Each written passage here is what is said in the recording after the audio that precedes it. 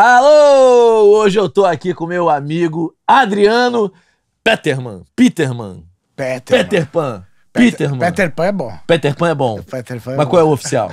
Peterman. Peterman. Olha, ele não é cantor, então não estranhe eu estar chamando a pessoa que não é necessariamente do mercado da música, assim como eu trouxe o Lúcio Mauro Filho, mas é um grande amigo, querido.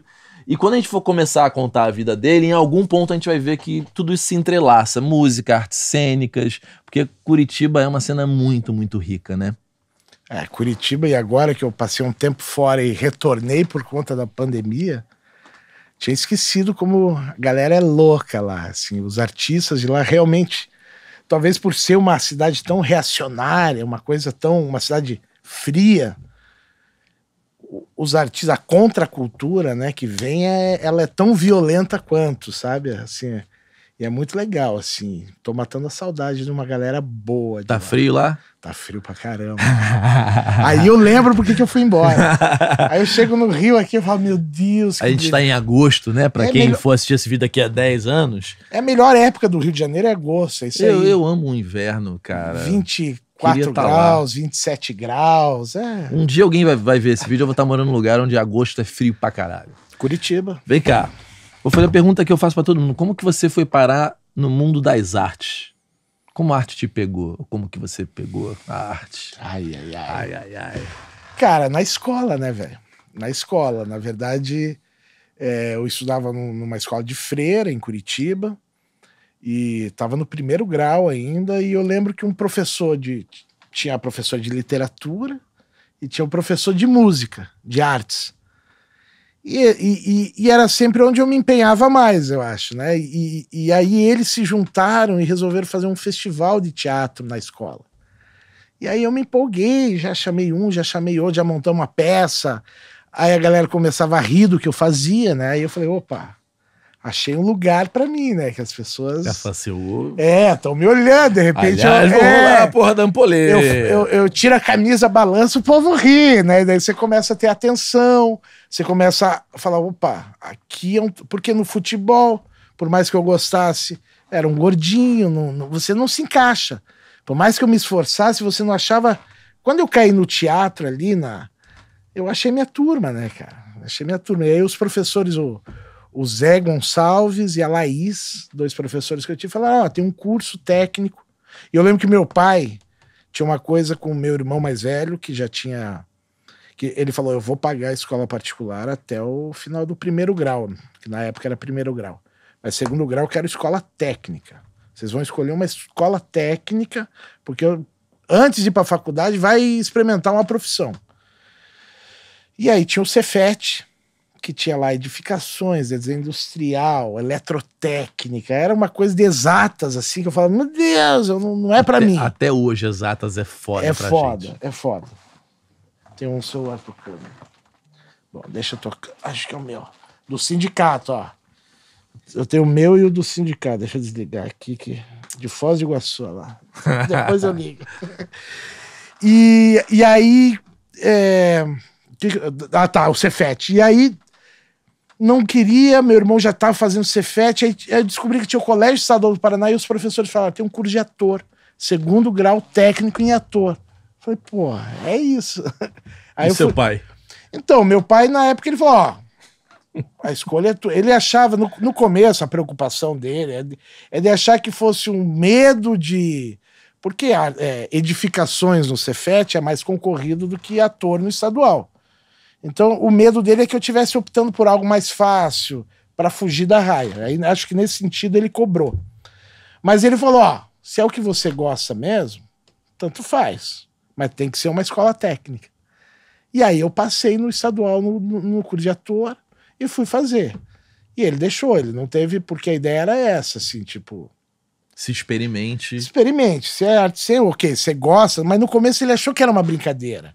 Ele achou que era um hobby. Eu acho que todo pai, toda mãe, porque eu não venho de uma família de artista nem nada. Eu era o gordinho engraçado dos amigos, que de repente viu no colégio particular de freira uma possibilidade de fazer arte, de subir no palco e entender que ali era um lugar que eu conseguia me comunicar, me expor, entendeu? Porque na comunicação dos outros, no jogando futebol, eu não conseguia me comunicar. Colégio é uma coisa cruel. Tem um lado muito cruel, terrível. Né? É terrível. E a gente aprende a ser terrível. Quando eu falo terrível, mas assim, eu devia ser mais terrível. Eu também não era mole, entendeu? Então, assim, porque você também vai criando casca para se defender, né? Então você sofre bullying, mas você faz o bullying também, né? E aí você vai aprendendo. E aí o teatro, quando eu entrei no teatro, nas artes, aí fui pro Estadual do Paraná e conheci uma turma, que é a turma que eu tô até hoje, há 30 anos, que é a minha companhia de teatro foi montada por um grupo de gente que veio dessa escola de teatro segundo grau técnico que eu fiz. Tudo começou ali mesmo. Tudo começou ali mesmo, com 15 anos, cara. Com 15 anos eu me emancipei, meu pai e minha mãe estavam me dando emancipação para eu poder montar uma empresa, para poder tirar o DRT e viajar ao Brasil, porque na primeira peça que a gente fez dentro da escola, chamava Bailei na Curva, uma peça que falava sobre a ditadura militar, a gente fez um sucesso que a gente fazia para 2, 3 mil pessoas e começou a viajar o Paraná inteiro. E aí eu com 15 anos comecei a ganhar uma grana com o teatro, falei, pô, dá para ganhar dinheiro com isso? Me ferrei, porque eu nunca mais ganhei dinheiro com teatro. Montei já 30 peças. Foi tipo Vegas. Você sabe que a primeira vez que eu fui pra Las Vegas, eu não gosto de jogo, né? Essa coisa, você tem o lance com o jogo, você caga pro jogo. Mas aí numa segunda vez, eu tava lá, aí eu falei, vou botar um dinheirinho na máquina. Cara, a primeira era uma daquelas que você faz assim, né? E aí os trocinhos ficam, se tirar os caça-níquel. Se virar 5 coisinhas juntinhas. 5 pera.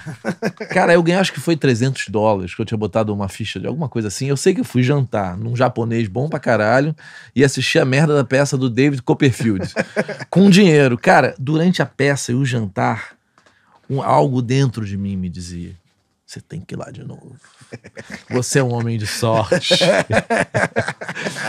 Cara, minha namorada foi dormir. Porque ela falou, você não vai jogar, porque é assim que funciona. Vamos realizar o nosso lucro com $20 e vamos voltar. A gente vai ficar mais um dia. Eu esperei ela dormir, eu fui lá sozinho. Eu gastei mais de $200. Não gastei também muito mais do que... Eu gastei o que eu ganhei. Sim. Porque também eu é coisa de você não ter a tendência a aquele vício, né? Então, tipo assim, dizem que é a tal da sorte de principiante. Ela existe. Quer dizer que teatro, depois dessa primeira...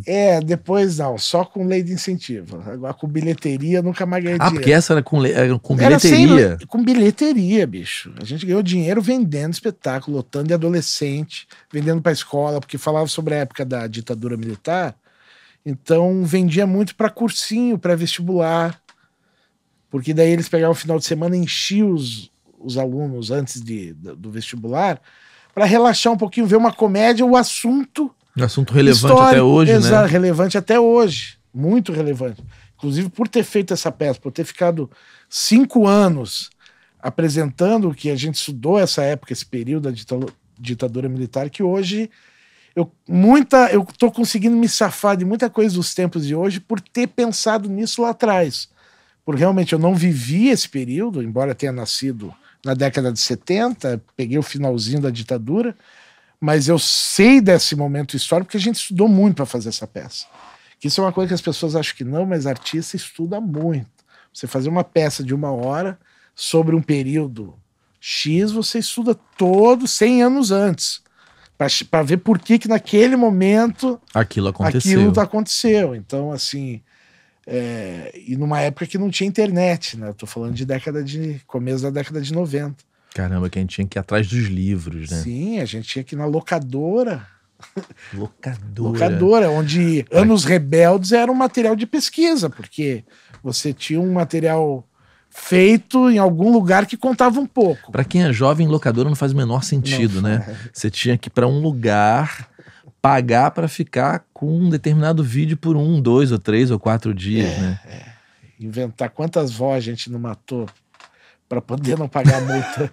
Ainda tinha aquilo que se você esquecesse de devolver, ou era de uma rebobinar, multa. Ou de rebobinar. Ah, é verdade, tinha multa se não entregasse rebobinada. Cara, que mundo louco, né? Vem cá, nesse instante, onde você, voltando um pouquinho, onde você entra nesse grupo de teatro, o que estava acontecendo em Curitiba, assim, culturalmente? Cara, tava acontecendo ali, começo dos anos 90, né? Você tinha, na música, eu acho que era a época do Senhor Banana. Que talvez Senhor Banana. Que que é, eu acho que talvez a única banda ali dessa década em Curitiba que apareceu um pouco para fora do... Botou a cabeça um pouco nesse mercado. De super pop, né? De super pop, né? Mas você vem aí, final do Blindagem ali, que vem dos anos 70, 80, né? A gente tinha o Blindagem. Blindagem era uma banda? Uma banda de rock, Blindagem, que gravava músicas com letra do Paulo Leminski.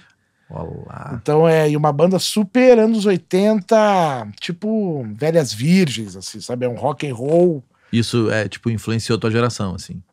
Influenciou. Paulo Leminski, Dalton Trevisan, Poti Lazarotto, que são artistas, tanto... O Poti é visual, é um cara que fazia painéis na cidade. O Dalton Trevisan é um escritor maravilhoso, um contista, talvez um dos maiores contistas. Hoje vivo, talvez seja o maior contista vivo no Brasil. Esses caras influenciaram toda a arte ali, entendeu? Assim, mesmo. Só que você tinha o Festival de Teatro de Curitiba. Eu acho que isso é importante falar. Embora... Desde aquela época? Desde 1991, 92. E aí a gente, Curitiba não fazia parte do circuito. Pela primeira vez a gente começou a ter Antunes Filho, Zé Celso, Eugênio Barba, sei lá, uns caras de fora vindo para Curitiba, e a gente tendo acesso a ver espetáculos de teatro que a gente só via por vídeo, eu nem sabia da existência.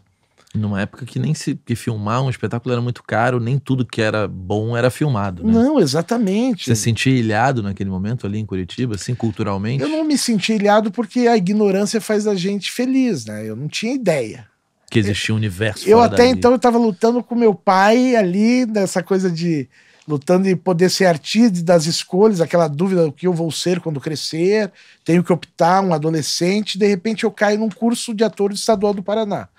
E dentro da escola tinha um teatro maravilhoso, tem ainda esse teatro, que é um teatro, sei lá, deve ter 80 anos ou mais, porque o Colégio Estadual tem 170 anos já.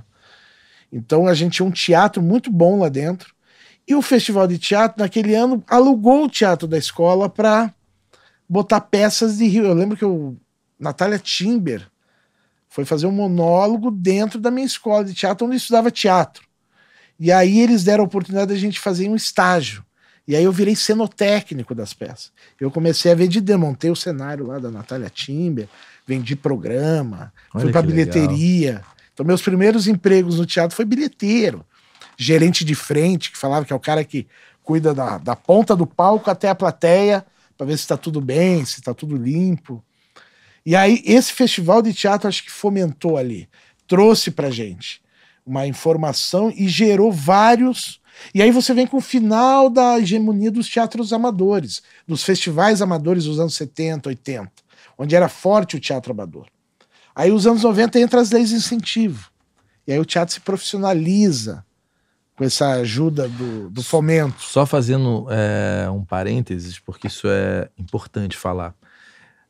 Eu me relacionei muito com atores, né, ao longo da minha vida. E eu acho que o teatro, sendo independente, ou até o teatro subsidiado, os atores são, muito, na minha opinião, muito mais organizados na guerrilha de montar, de fazer. Porque às vezes tem que comprar o texto, pegar o direito, do que a música. Eu vejo meus amigos do teatro muito mais mobilizados em fazer algo acontecer, e uma paixão absurda. Já vi o cara monta peça num lugar que nem é pra ter peça, e vende ingresso, e as bandas, os meus amigos da música, muito menos mobilizados em se auto-viabilizar como artista. Eu não sei se você sente isso em Curitiba em relação à cena de teatro, atores e a cena de música, mas eu acho que o teatro, por ter que lutar para botar a cara, para ser visto, ele aprendeu a lutar para ser visto, né? Com certeza. Eu tô falando uma coisa que faz sentido? Total assim, sentido. Lá é assim um pouco também, Também, né? é assim, porque o que acontece?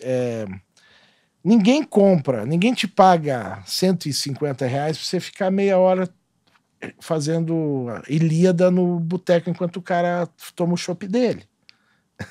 Agora você pega um músico e paga 150 pila pra ele tocar o violão. Então, o que a Globo faz com os grupos de teatro no Rio, que o grupo de teatro acontece, uma peça história, a Globo vai lá, pega aquele casalzinho bonitinho, tira, esse grupo acabou. Ela não faz isso intencionalmente, ela vai lá porque o mercado é assim.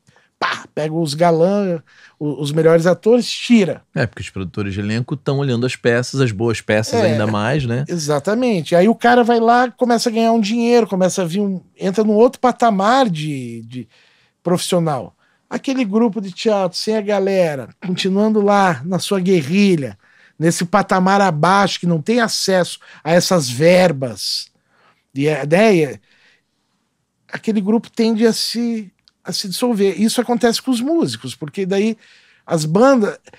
Porque é o que eu brinco, assim, o teatro, o pior é o trabalho que dá para poder trabalhar. Porque o meu trabalho é atuar, mas para eu estar em cena, o trabalho que eu tenho que ter antes é insano. Então eu tive que aprender a ser produtor, eu tive que aprender a ser sonoplasta, eu tive que aprender a ser bilheteiro, eu tive que aprender a ser cenotécnico. Porque quando você começa a montar uma peça de teatro num grupo amador, como eu na década de 90, ele não tinha dinheiro para comprar um cenotécnico. Então quem montava o nosso cenário era a gente. Quem fazia o nosso figurino era a gente. Então, mas isso é incrível ao mesmo tempo, né? Porque na hora que você consegue chegar num patamar acima, você sabe muito bem como tudo aquilo funciona, exatamente, né? Eu acho que essa... E por isso que politicamente, na cultura, também você vê gente de teatro muito mais politizada do que o pessoal da música. Embora tenha gente politizada em qualquer lugar e tal, mas, no geral, nas brigas você vê de sindicatos, de conselhos de cultura municipais, que agora eu estou lidando com isso, você vê as artes cênicas sempre com espaço já mais garantido, com avanços nos seus direitos mais assegurados do que os músicos. Os músicos ainda estão com a ordem dos músicos do Brasil, que até hoje não se sabe para que serve. No Paraná, onde o sindicato de vocês é mais organizado, então. Só que a música não está o nosso sindicato. Até tem músicos, porque o Sindicato dos Artistas é o SATED, que é o Sindicato dos Artistas e Técnicos em Espetáculos de Diversões do Paraná ou de qualquer estado. Então, você tem lá o cara que faz trilha sonora para um espetáculo, para o cinema, para o audiovisual, ele pode ser sindicalizado. Como ele é músico e é sindicalizado no SATED. Mas a gente não... O SATED não é um sindicato dos músicos. Porque os músicos têm por tradição essa história da ordem dos músicos do Brasil, que até hoje ninguém sabe por que serve, né? Para que faz, que benefícios traz a classe de trabalhadores músicos, né? Não une. E não há um sindicato dos músicos. No Paraná eu até descobri que tem, mas ele existe no papel, mas ele não é fomentado. Eu acho justamente por causa disso, dessa individualidade do músico e dessa facilidade. A gente é um país da música. Então, apesar dos pesares, um músico que sabe tocar bem o instrumento, ele ganha vida sozinho. Ele não precisa aprender a produzir, a entrar na burocracia. Se eu pudesse, eu também não... Eu acho até que seria e é uma necessidade hoje do artista, falou da música. Tem, senão você tá entender tudo isso, né? Porque os atores aprenderam um pouco a como que usa a lei, né? E que bom, e tem que ser usada. E você vê muito artista da música que não sabe nada. Mas não devia, né, Clê? Devia ter o profissional que cuida disso, o agente tinha que ser o cara, o agente do músico, o agente do ator. Aqui no Brasil, não. Pelo menos na área das artes cênicas, do teatro, do ator, o agente... Ele é um ser muito passivo, né? Na verdade, ele é um servidor de 2 amos. Porque o agente tem como cliente o ator, no meio, pelo menos, do audiovisual, mas, na verdade, ele tem como cliente... A não ser que o ator seja muito famoso e que, por si só, já traga com ele 1 milhão de seguidores, não sei o quê. E marcas interessadas. Que aí ele vale a pena, mas, tirando isso... O agente ou as agências de atores, eles servem à produtora, que é quem dá trabalho pra gente. Que liga pra eles e diz, preciso de ator tal. E os atores, na verdade, são um banco de dados. A gente tá lá no meio de um banco de dados.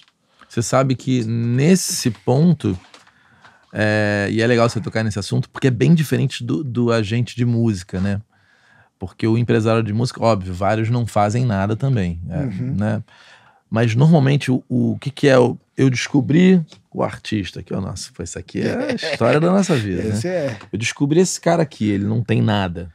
Hoje cada vez menos tem empresários querendo pegar esse cara aqui que não é nada. Mas você vai ter que, de alguma forma, arrumar um jeito de gravar alguma coisa dele, que seja um conteúdo audiovisual. Você vai ter que tentar ou batalhar um selo, ou uma gravadora, ou você vai... O movimento que for, né? Aí esse artista normalmente bota 80% do dinheiro quando não bota 100% para fazer o seu material e etc, etc. E de todas as vezes que eu me relacionei de maneira íntima assim, com pessoas do meio das artes cênicas, eu ficava meio impressionado que eu falei assim, peraí, meu teu empresário te cobra para você fazer a tua assessoria? É tudo muito invertido. Mas como assim? Mas ele é seu empresário. Se entrar dinheiro, ele tem uma porcentagem. Na verdade, ele vive de você, né? Aí eu falei assim, então esse filho da puta, uma vez eu falei isso pra uma namorada, esse filho da puta tem 50 atores, ele vive dos 1.500 de assessoria. Exatamente. Não interessa te vender, interessa ele ter 200. Que você exatamente, ele pagando... ter 200 ator. Porque na música, você vai ter que contratar uma assessoria. Quem vai contratar é ou a sua gravadora, ou então você vai sentar junto com o teu empresário, cara, a gente precisa ter uma assessoria. Quanto custa uma assessoria? É tanto. Então, qual é o correto? Se eu tenho 80% do meu negócio, você tem 20%, ou meio a meio, a gente vai rachar essa assessoria, ou você vai me adiantar e a gente depois acerta isso no futuro na hora que entrar dinheiro, né? Então, e aí tem mais uma coisa que você falou que faz sentido em relação à música e artes cênicas, né? Óbvio, se você virar um Paulo Gustavo, você vira um popstar. Sim. Mas é muito mais difícil e quase impossível que uma companhia de teatro vire um Jota Quest, né? Ou seja, a companhia de teatro é tão famosa a ponto de quando ela voltar em turnê, ela vai ter um cachê de 200 mil reais. A referência é né? Grupo Corpo. Grupo Corpo talvez seja algo... E mesmo assim não, é artes cênicas, porque é dança, mas não é um grupo. O Grupo Galpão, Grupo Galpão, Grupo Armazém, é o máximo que a gente sonha. E é uma coisa que não é popular mesmo. O Grupo Galpão, ele é conhecido no métier. Mas o grande público, se fala Grupo Galpão, não vai saber muito bem. Grupo Armazém. Grupo Armazém, não sabe. Aquela... Pode até já ter visto uma peça deles. Peças às vezes acontecem, né? Minha mãe é uma peça. Mas também é para uma elite. Normais, mas dois normais. Mas é uma elite. É uma elite. Que normalmente tem a Rede Globo ali. Às vezes não, às vezes fura a Rede Globo, mas é uma elite, porque mesmo um teatro... Vamos dizer que a peça fez um sucesso, ficou 5 anos viajando. Agora a gente tem os teatros virtuais que estamos vendo o que é isso, né? Se é que isso vai vingar. Aí dá para ter 1 milhão de visualizações.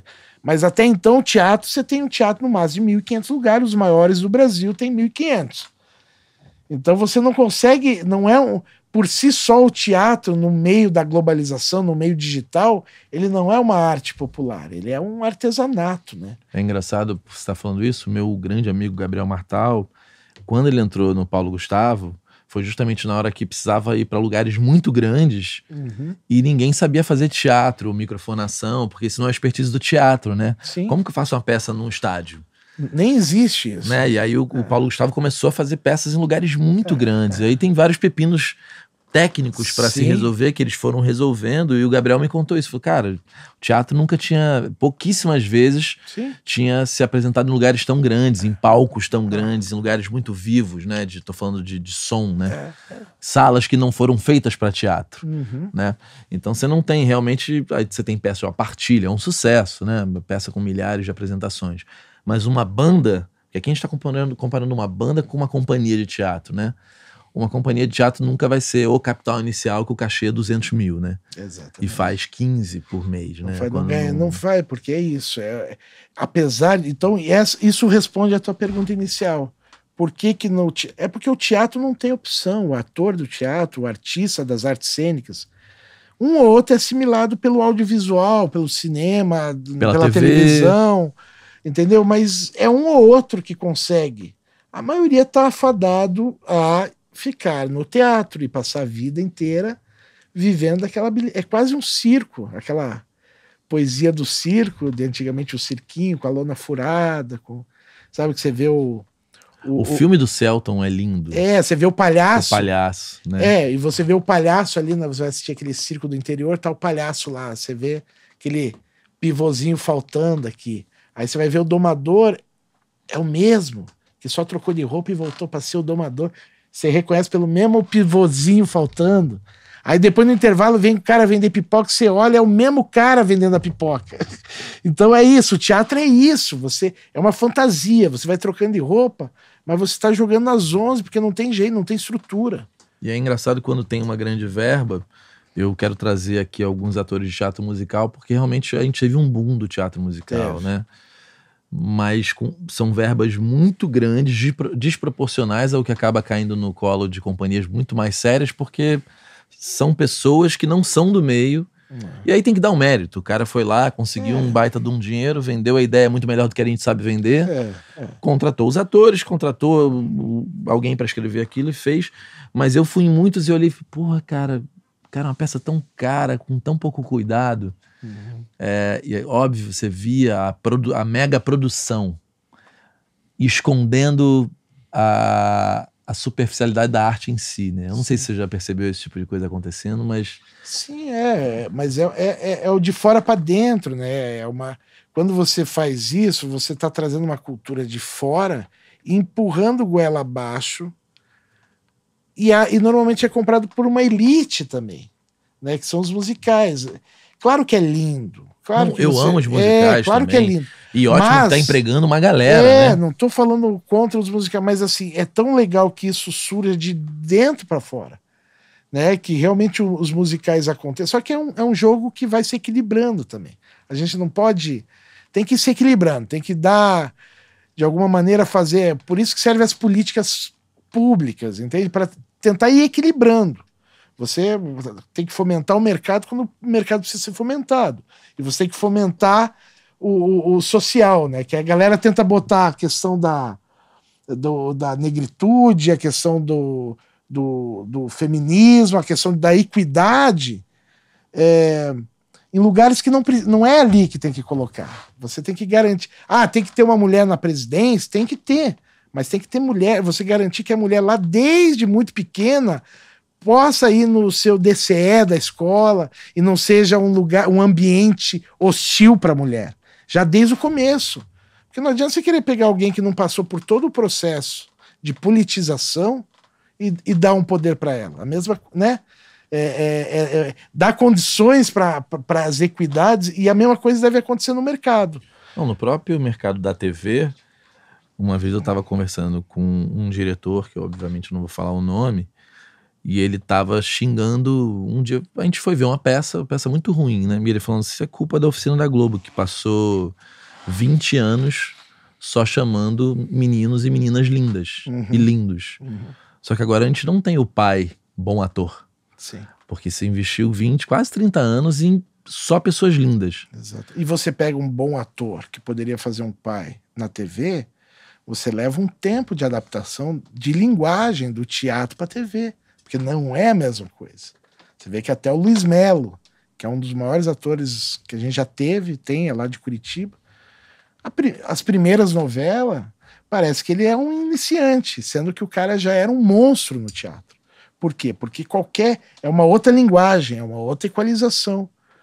Então realmente você tem E dependendo do tipo de teatro que esse ator veio, pro tipo de produto de TV que ele tá entrando, aí fica...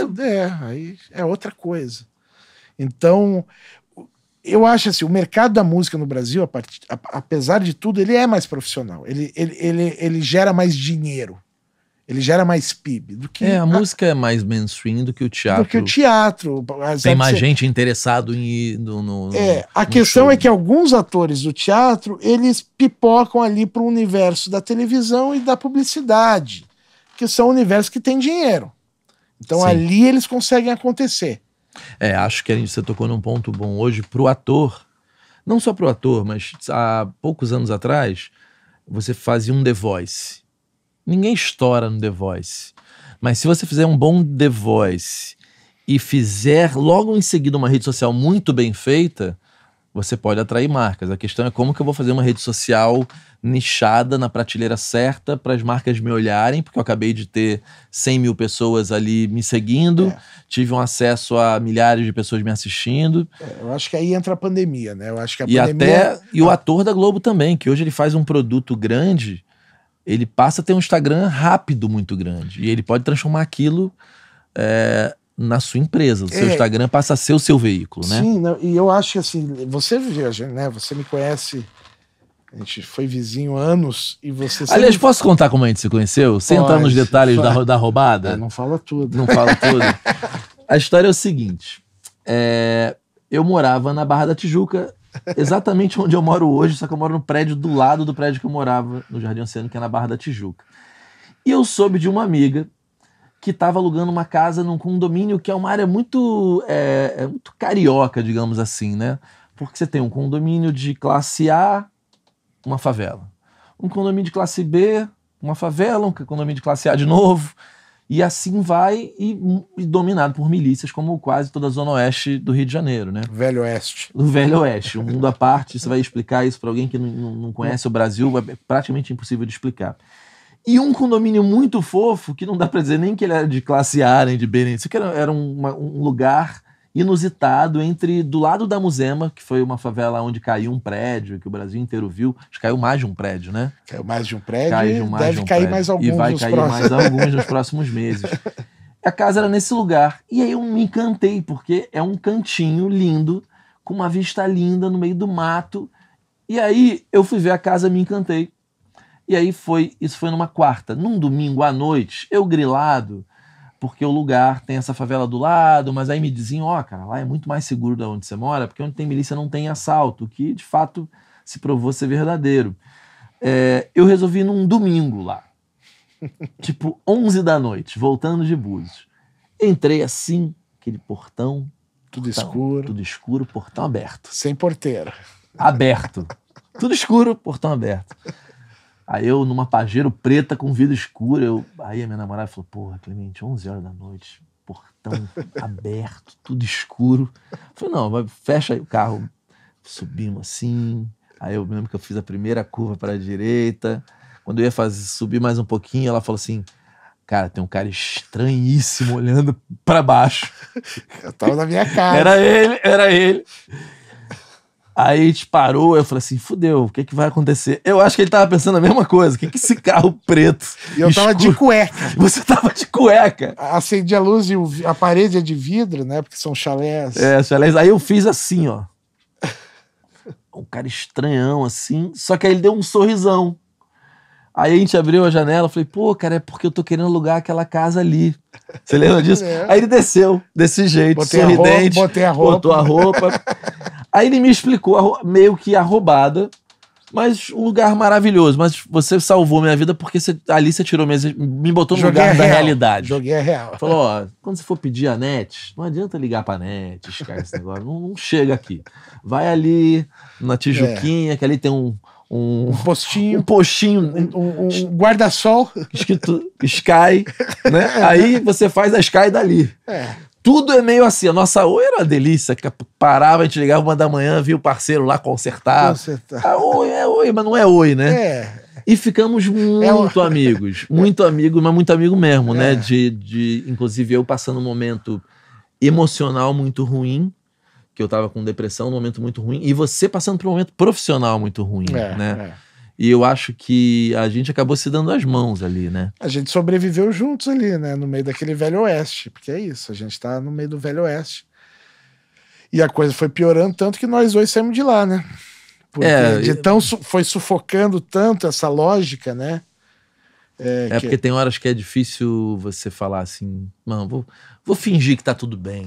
Não dá, chega uma hora que né? não dá. Mesmo que você esteja num lugar bom, você fala assim, cara, tudo que tá no entorno é tudo que eu não concordo, né? E é coisa quando começou a pandemia, que eu acho que tem a ver com a pergunta do lance da digitalização, né? Do ator e do artista. Mas quando começou a pandemia, que eu tava morando ali, na primeira semana que fecharam tudo, você olhava no poste grudado assim, quem tiver na rua depois das 8 vai ver a bala comer. Isso lá? Ali na Muzema. Eu já tinha saído. Já tinha, não, isso foi em 2020, começo de 2020. Primeira semana de pandemia. Aí eu falei, nossa, né, você mora ali, é difícil você conviver com isso e dizer que tá tudo bem. E aí dali a pouco eles viram que a posição política da milícia foi outra, né? Aí dali a pouco quem fechar o seu estabelecimento a partir de amanhã... Toma tiro. Toma tiro. Então você fica sob um julgamento de uma... É um poder paralelo. Poder paralelo, exatamente. Para quem você recorre? Não tem. Então, aí vem a pandemia e o Estado... E você, né, e isso acontece porque o Estado não chega lá também. Não estou aqui criticando. Porque é isso, a gente quando foi para lá falava, lá é bom porque é milícia. Eu ouvia isso, eu sou do Sul. Falava, o que é milícia? No começo a gente achava que milícia era uma coisa boa, né? É louco, eu vou te falar, gente, é muito louco. Porque eu me sentia seguro. Sim. Lá, a gente nem trancava a porta. Não, eu viajava, deixava minha casa aberta, voltava 2, 3 meses depois, ninguém mexe em nada. Nada. Ninguém mexe em nada. Mas assim, você sabe que aquela sensação... Não, é aquela segurança de fato... Ela é fruto de algo que é muito profundo e que reflete o país que a gente vive de um jeito muito triste, né? Muito triste, exatamente. Que é a ausência do Estado. Do Estado. É a lei da bala. Essa questão da cultura, porque eu fico muito triste que eu leio todos os comentários no canal, o canal tá crescendo, então começa a tem vídeos que tem 1.200 comentários. E tem que responder. Até porque eu falo isso pros meus artistas, pras empresas. Cara, você tem que responder. Então, se eu não respondo, como... Não, e eu gosto de ser humano, então eu gosto de ver. E é engraçado quando você fala Lei Rouanet, as pessoas já acham que... comunista, filha da puta, ou qualquer outra coisa do tipo. Bolsominion, filha da puta. Cara, a arte, principalmente o teatro, na minha opinião, ele precisa ser subsidiado. Né? O que talvez eu não concorde é que peças que são muito sucesso, que em algum momento elas possam andar sem lei, né? Não, claro, é porque a confusão... A confusão que se criou é tipo... são duas coisas. Primeiro, só voltando... Queria que você falasse um pouco sobre isso. Vou falar. Respondendo um pouco a questão que você falou da imagem do ator na rede social, que esse é um caminho, que até você há anos fala isso pra mim. Que você voltou a isso. Antes da gente entrar nessa questão da política aí.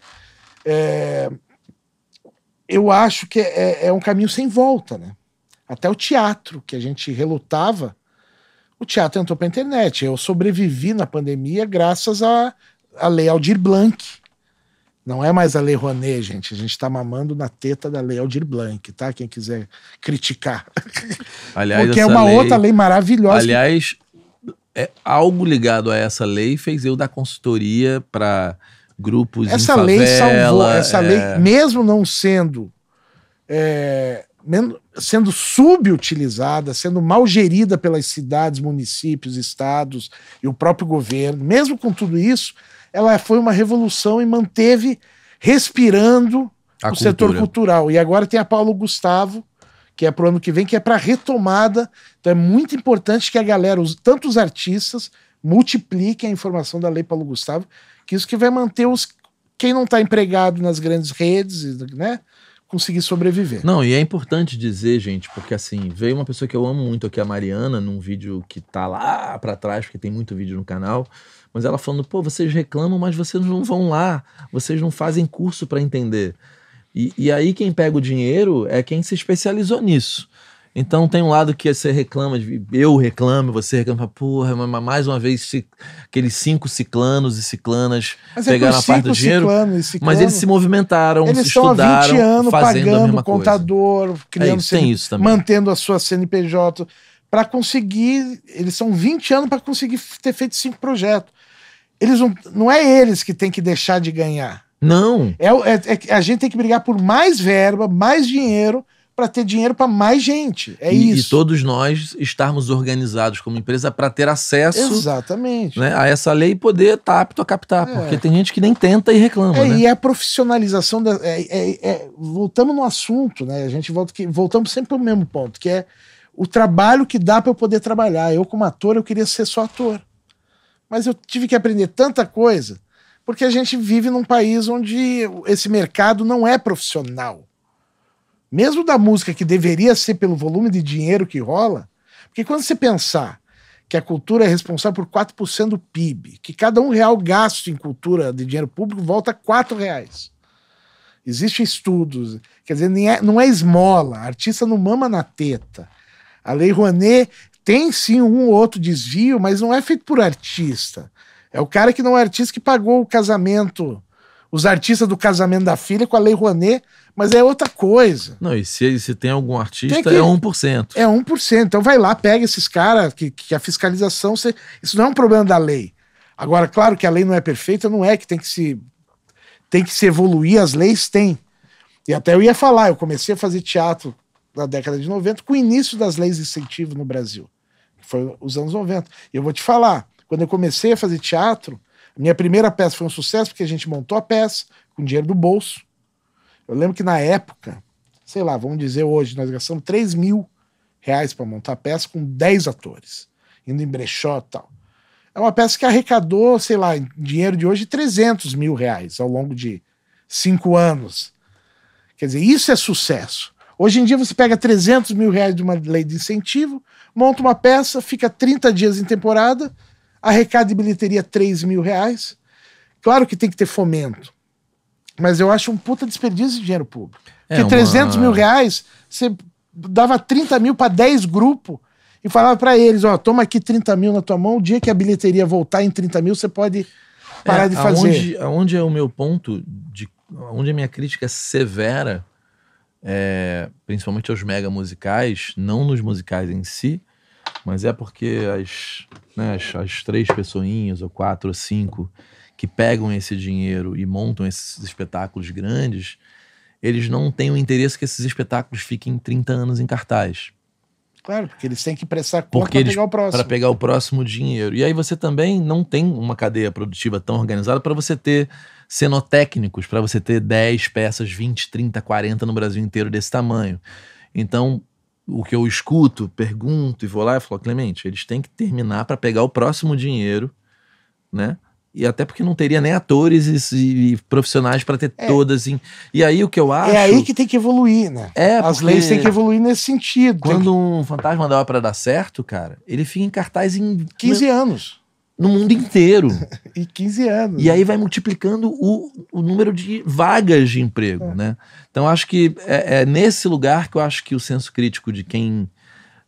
dessas pessoas não vão querer mudar, porque para elas está muito bom. Você fabrica um musical por ano, ganha puta de uma grana, mas monta é que isso, próximo. Isso acontece lá porque o mercado lá está num outro lugar, né? Aqui, até a gente chegar nesse nível, tem muito beabá para ser feito, sabe? Porque é isso. Então tá. Então, primeira coisa é você profissionalizar. Eu, como ator, não devia aprender a produzir. Você tinha que ter escolas, faculdades que formassem produtores de teatro, né? É toda a cadeia. É uma cadeia. Você acha que a faculdade hoje, porque ao meu ver, a faculdade de música, se você for fazer a faculdade que tem de música, não prepara você para o mercado. Não. E acredito que a de teatro também, né? Não, claro que não. Malemal tem uma faculdade boa aí, que te prepara para o palco. Malemal ela te prepara para ser ator. Muito menos para o mercado. Claro que cada vez mais, mas é muito pouco ainda. O caminho é muito longo. Porque também a gente não fala sobre isso. Então, eu acho assim, então são várias coisas. Acho que a pandemia também deu uma acelerada no processo, porque o teatro era muito resistente, principalmente as artes cênicas, a entrar no digital. Para mim, o veredito era quase certo. Não dá. E hoje, se não fosse as leis e a gente não ter feito teatro virtual, a gente tinha passado fome. Então, eu acho que é um lugar... E aí, de repente, eu falei, fudeu, a minha companhia, para existir, eu vou ter que ter um site. Não tem outro jeito. Aliás, tudo que eu falava pra você antes da pandemia... Tudo. E eu já fazia peça. A gente fez aqui, o Bernardo Sol já falava disso, né? Era um velhinho de 90 anos. E eu fico puto com ele, porque é o seguinte, ele já falou que lá no início da carreira dele, ele balançava os negócios. Cara, a internet, hoje, cara, é um celular. Que você for ver os TikTokers mais famosos, já viu o Homem-Aranha, que tá bombado? Não, eu vejo do Blackjack.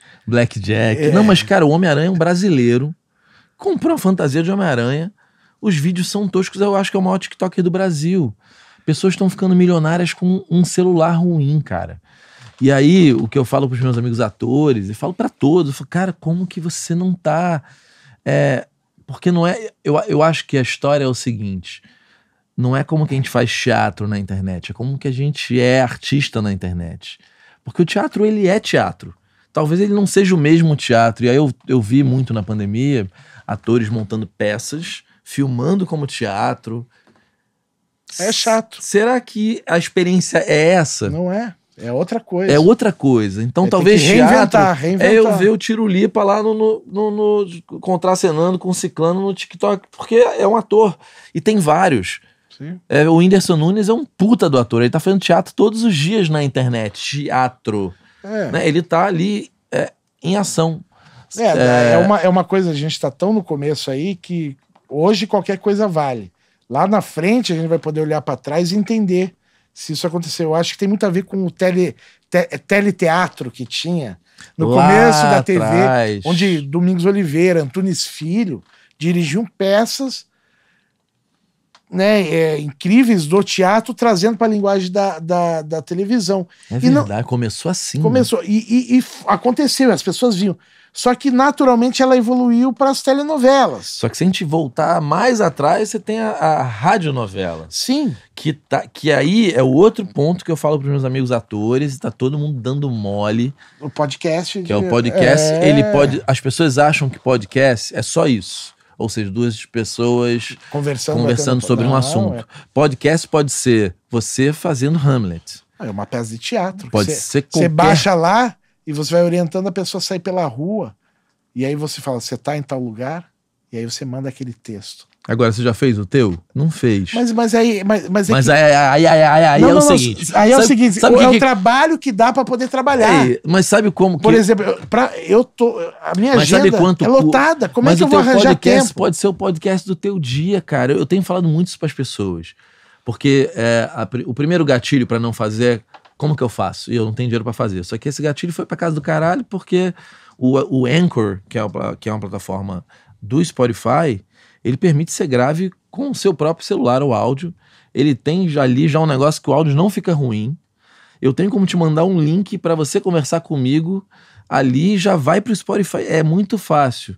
E vamos conversar que o microfone de celular não é caro, né? E cada vez mais esses aparelhos estão com os microfones melhores. É só fechar, você já faz vídeo em casa. Sim, não. Então aí de repente, cara, vai acontecer é que não atores vão tomar a frente de um processo, e aí eu falo atores, musicistas, etc, porque tem podcast, tem gente milionária fazendo podcast. O Flow, cara, os caras estão milionários. Eu recebi um Media Kit, é coisa de 500 mil para botar uma marca aqui. Aliás, marcas, esse espaço está disponível para quem quiser anunciar aqui, é sempre bom repetir.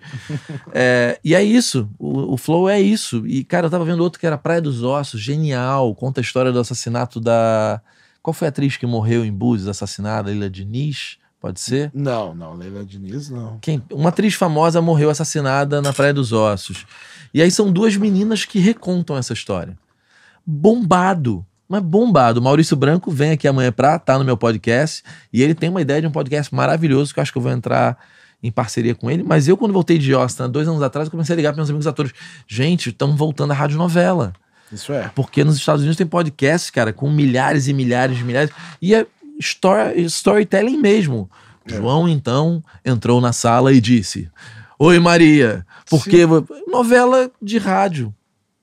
Então a internet tá aí, irmão. Tá aí, não tem mais volta. Aí, não tem mais volta. Não tem mais volta, tem que achar. Só que é isso que eu falo. Mas qual é a tua dificuldade hoje, por exemplo, não tá... Por que você... Eu gravo podcast, o problema é depois de gravado, como é que eu vou lançar isso, como é que isso vai estar numa plataforma. É tudo simples, são três ações. Tudo bem, mas aí tem que ter essa pessoa, porque... Não é feito pra qualquer um fazer. Qualquer um que não seja o Adriano Peterman. Entendeu? Meu amigo, você é foda, Adriano. Eu fico com raiva. Sabe por que eu tô falando isso com ele? Porque assim, eu amo ele muito, né? E assim como eu amo ele muito, tem vários artistas que eu admiro muito. Atores, cantores, membros de bandas. E as pessoas não entenderam o quanto essas plataformas estão criando as coisas para qualquer um mesmo fazer. Isso eu entendo. Em 5 minutos eu te ensino a postar um podcast... não é muito diferente de postar uma foto no Instagram. Não, eu entendo isso, mas não é só isso. Desculpa a bronca aqui. Não, por favor, eu acho que é importante isso. É porque não é só isso, você entende? Porque assim, eu não quero ser só um milionário. Eu não quero só ganhar um dinheiro. Claro que isso é importante. Não quero nem quero ser milionário, mas enfim, quero viver bem da minha arte tranquilamente. Se um dia eu for milionário, eu vou distribuir esse Mas se você dinheiro. tiver um podcast maravilhoso, você vai ser orgulhoso Exatamente. disso. Só que para ter um podcast maravilhoso, eu tenho que ter um conteúdo que eu acho maravilhoso, para eu me sentir empoderado e falar, não, isso aqui merece. Eu vou aprender, inclusive, a botar essa porra no Instagram. Entendeu? Sei lá. Eu te sugeri uma coisa. O Adriano tem uma peça que eu amo. O cara é um pouco louco, né? A Anta de A Copacabana? Anta de Copacabana. Um pouco não, ele é esquizofrênico. Ele é completamente esquizofrênico. E eu falei pra ele, cara, a Anta de Copacabana, ela tem que estar no Instagram, tem que ser uma página no TikTok, onde a Anta de Copacabana... Hoje o Bolsonaro falou alguma coisa absurda. A Anta de Copacabana vai estar comentando sobre isso. Alguém ganhou uma medalha. Faz a Anta de Copacabana pra mim. Você consegue se concentrar e fazer ela comentando algum acontecimento atual? É difícil, porque a Anta de Copacabana, para eu entrar... A Anta de Copacabana é um espetáculo que ele tem começo, meio e fim. Ele é um texto do Rafael Camargo. E a direção é uma direção meio performática, né? Você que assistiu. Ele é meio vertiginoso, o fato de eu não me mexer. Então, é um raço. Para eu entrar naquele estado de verdade, é quase um cavalo que baixa uma entidade, né? Você empresta, o Adriano empresta todo o seu mecanismo para aquele arquétipo que está aí no inconsciente coletivo, de alguma maneira, agir. Então, claro que depois de um tempo fazendo o espetáculo, eu consigo baixar esse personagem rapidamente. Mas daí você criar uma dramaturgia que encaixe na embocadura desse cara. Porque se você lembra a escrita da peça, é maravilhosa. Ela tem uma coisa dos sete, os sete. E ele sempre repete uma coisa, não é isso? Exatamente. Como que é? Só me lembra, por favor, porque eu amo essa peça. Tudo uma cambada. Tudo uma cambada. Tudo uma cambada. Tudo uma cambada. Tudo uma cambada. Tudo uma cambada de filha da puta.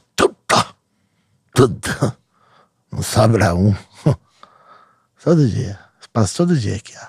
Passo lá, pra cá, pra lá, pra cá, pra lá, pra cá, pra lá, pra cá, pra lá. Mas não sobra um! Não sobra um! Tudo, filha da puta. Tudo. Eles ficam passando lá, ficando tudo cara de santo. Tudo anjinho. Passa lá, pra cá, pra lá, pra cá, pra lá. Mas tudo filha da puta. Tudo! Eu sei, eu conheço eles. Fica, sou legal, sou bonzinho, sou legal, sou... Não. Eu fico aqui só olhando. Assim, ó. Eu já tenho 7, ó. 7. Eu já tenho 7, ó. 7. Todas de Copacabana, eu já tenho 7, ó. 7. Eu passo com elas assim, ó, debaixo da blusa, assim, ó, e subo rapidinho, ninguém me vê. Eu fico lá em cima, só olhando, aqui, ó, só olhando. Tudo filha da puta, tudo passando pra lá, pra cá, pra lá, pra cá, pra lá, pra cá. Eu tenho 7. Tudo de Copacabana, tudo eu boto assim, ó, debaixo do braço, assim, ó, vou subindo, assim, ó, fico lá em cima, assim, ó, só olhando, aqui, ó. Fico só daqui, assim, só da minha, aqui, ó. Eles acham que eu não sei. Acho que eu não sei, eu sei, eu conheço tudo. A mim eles não me enganam, Tudo filha da puta, tudo idiota. Vai pra cima de mim, não! E é isso, é uma esquizofrenia, é o pensamento, né? Aliás, super contemporâneo esse cara, né? Tá olhando de cima e falando assim, tudo filha da puta. Quando eu assisti essa peça, cara, eu fiquei um tempão com essa... Porque o texto, do que dura tipo 50 minutos. E tem essa repetição. Exatamente. Aí você vai entrando numa história que todo texto ele fala isso de novo, né? E ele conta 3, 4 vezes a mesma coisa. Às vezes altera uma ou outra visão do mesmo fato, né? Que é a gente, é o cara, pensamento. Mas você entende que quando eu vou falar isso de novo pra você e você mostre isso pro cara do texto. Isso é um mote. Quem tá falando isso muito bem é o Adnet, né? Sim. Na internet. Isso é um mote. Todo dia vai ter uns 7 filhas da puta ou um fato. Você É que é pode tá pesado, né? É pesado hoje em dia. Mas é bom, cara. É bom, mas, pô, eu tinha que ter um escritório de direito comigo, de advocacia, tem isso também. né? Tem Porque, isso, imagina, esse cara esquizofrênico, Não, eu mas ali. Eu vou exatamente. falar umas coisas que do teatro eu tenho essa liberdade, sabe? No teatro, uma vez gravado, tá ali, né? E a reverberação que isso tem, né? E Mas dá pra adaptar pra não se falar o nome da pessoa, dá, pegar o fato em si. pegar o fato em si. É isso, tem que trabalhar. É o trabalho que dá pra poder trabalhar. É isso. Pra eu poder fazer isso, tem todo um trabalho. E aí vai dizer, não. É que quando vê, passou 2, 3 anos, a vida vai levando a gente e tal. Mas é isso, cara. Eu acho que o digital entrou, o ator, o artista, o profissional, qualquer profissional que não entrar na rede nos próximos 20, 30 anos, mudou, o mundo mudou. Para mim é tipo a revolução industrial do século XIX, XVIII, entendeu? É o que está acontecendo agora com a revolução da tecnologia, da Talvez comunicação. pra mim seja natural, porque você me conheceu há 6 anos atrás, pode ser isso? Ou 5? Por aí, 7 Por aí, anos. 7, 6. Eu só estudava sobre isso. Exatamente. Então, pra mim, antecipou uma história. Tanto que hoje, além de artistas, eu tô conversando com fundo de investimento, com advogados. Porque também a gente tem essa coisa artística nossa.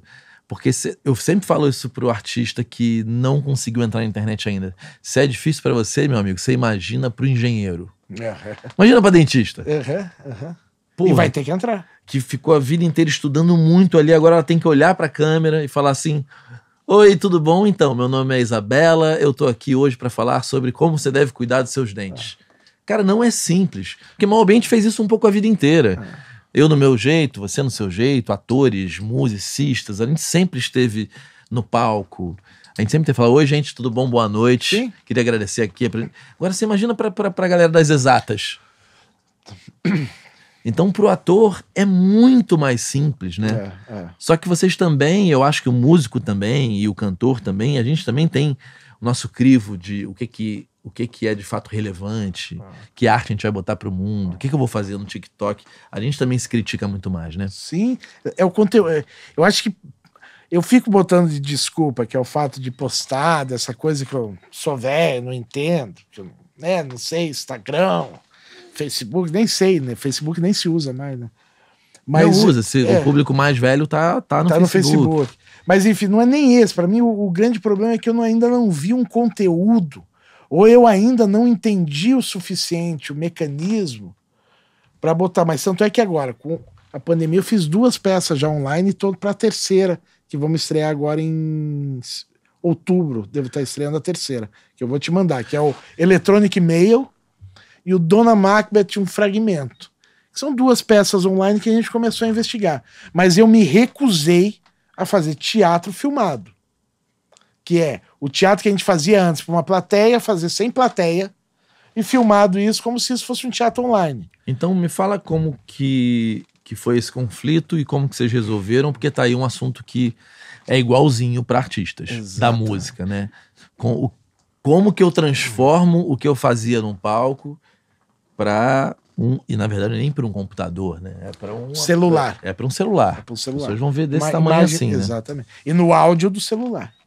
Exato. E às vezes ouvindo assim. E às vezes ouvindo assim. No máximo, se o cara for um pouquinho mais antenado, ele tem um fone de ouvido bom. Mas exatamente. É difícil. Como que cara, eu acho qual foi o processo do conflito? Falar, vou ter que fazer, e aí, caramba, como que eu faço e como que você terminou fazendo? Isso.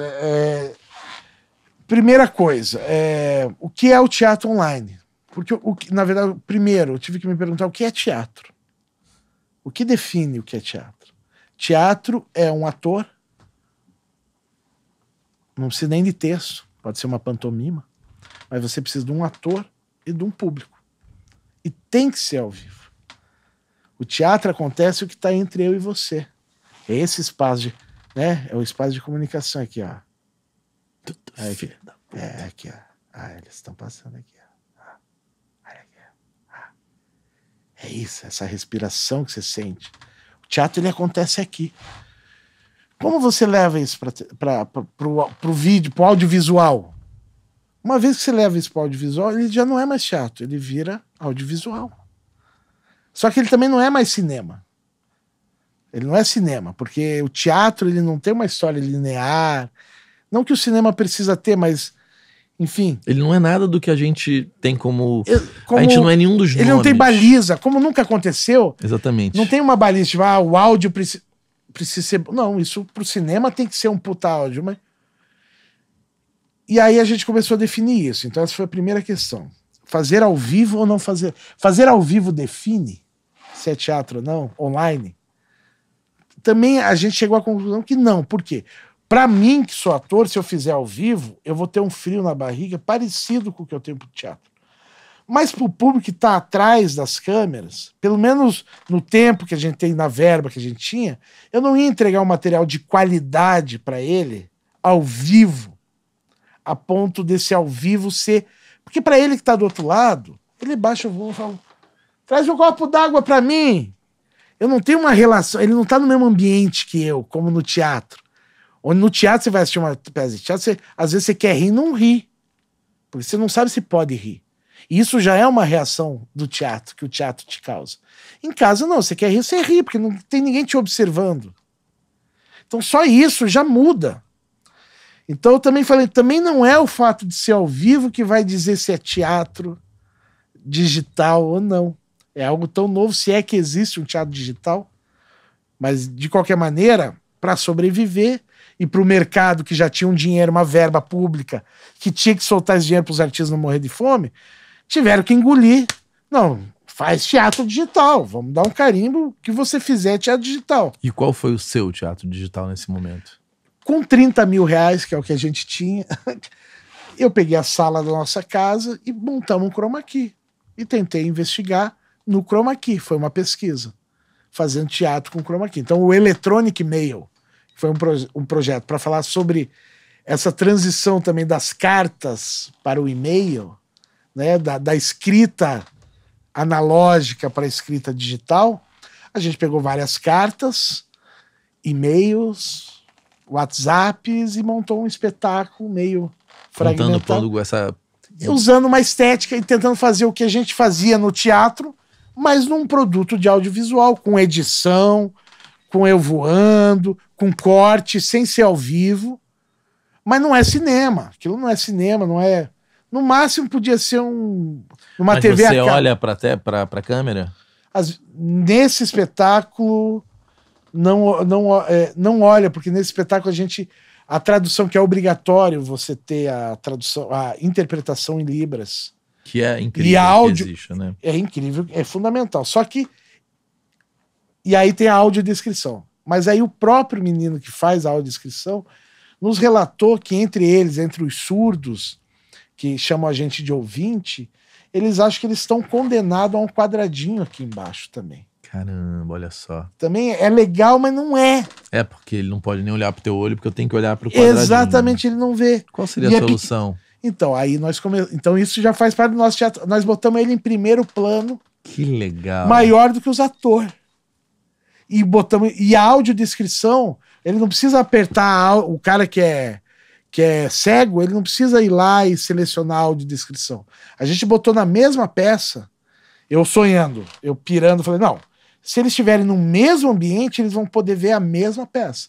Então a tradução, a interpretação em libras, a audiodescrição já está inserido no meu produto, para qualquer um. Então, aliás, talvez seja um grande nicho. Talvez seja um grande nicho, exatamente. Então a gente fez... Você estudou a parada já ou não? Eu tô com essa galera, e dentro do sindicato lá a gente tá formando uma coordenadoria para surdos. Cara, que coisa incrível. Para estudar isso, porque os surdos, por exemplo, os surdos... Não tem um teatro pro surdo, né? Não onde você tá o tempo inteiro... Não, você tem que levar um áudio... O cara ficam falando...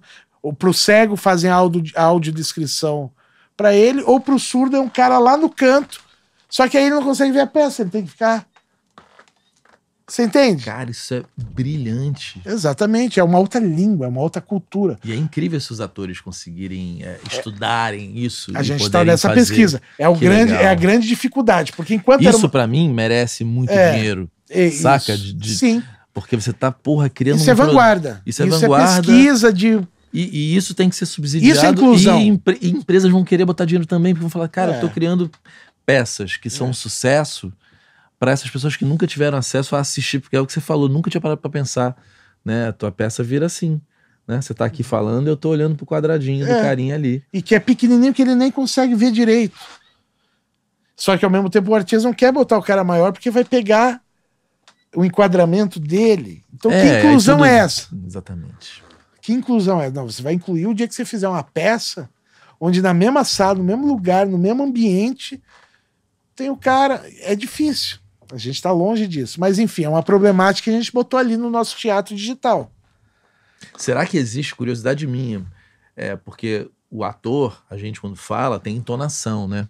Tem, existe. Existe a entonação, né? Que legal. Existe, é que o Jonathan que faz pra gente. Cara. Ele faz brilhantemente isso.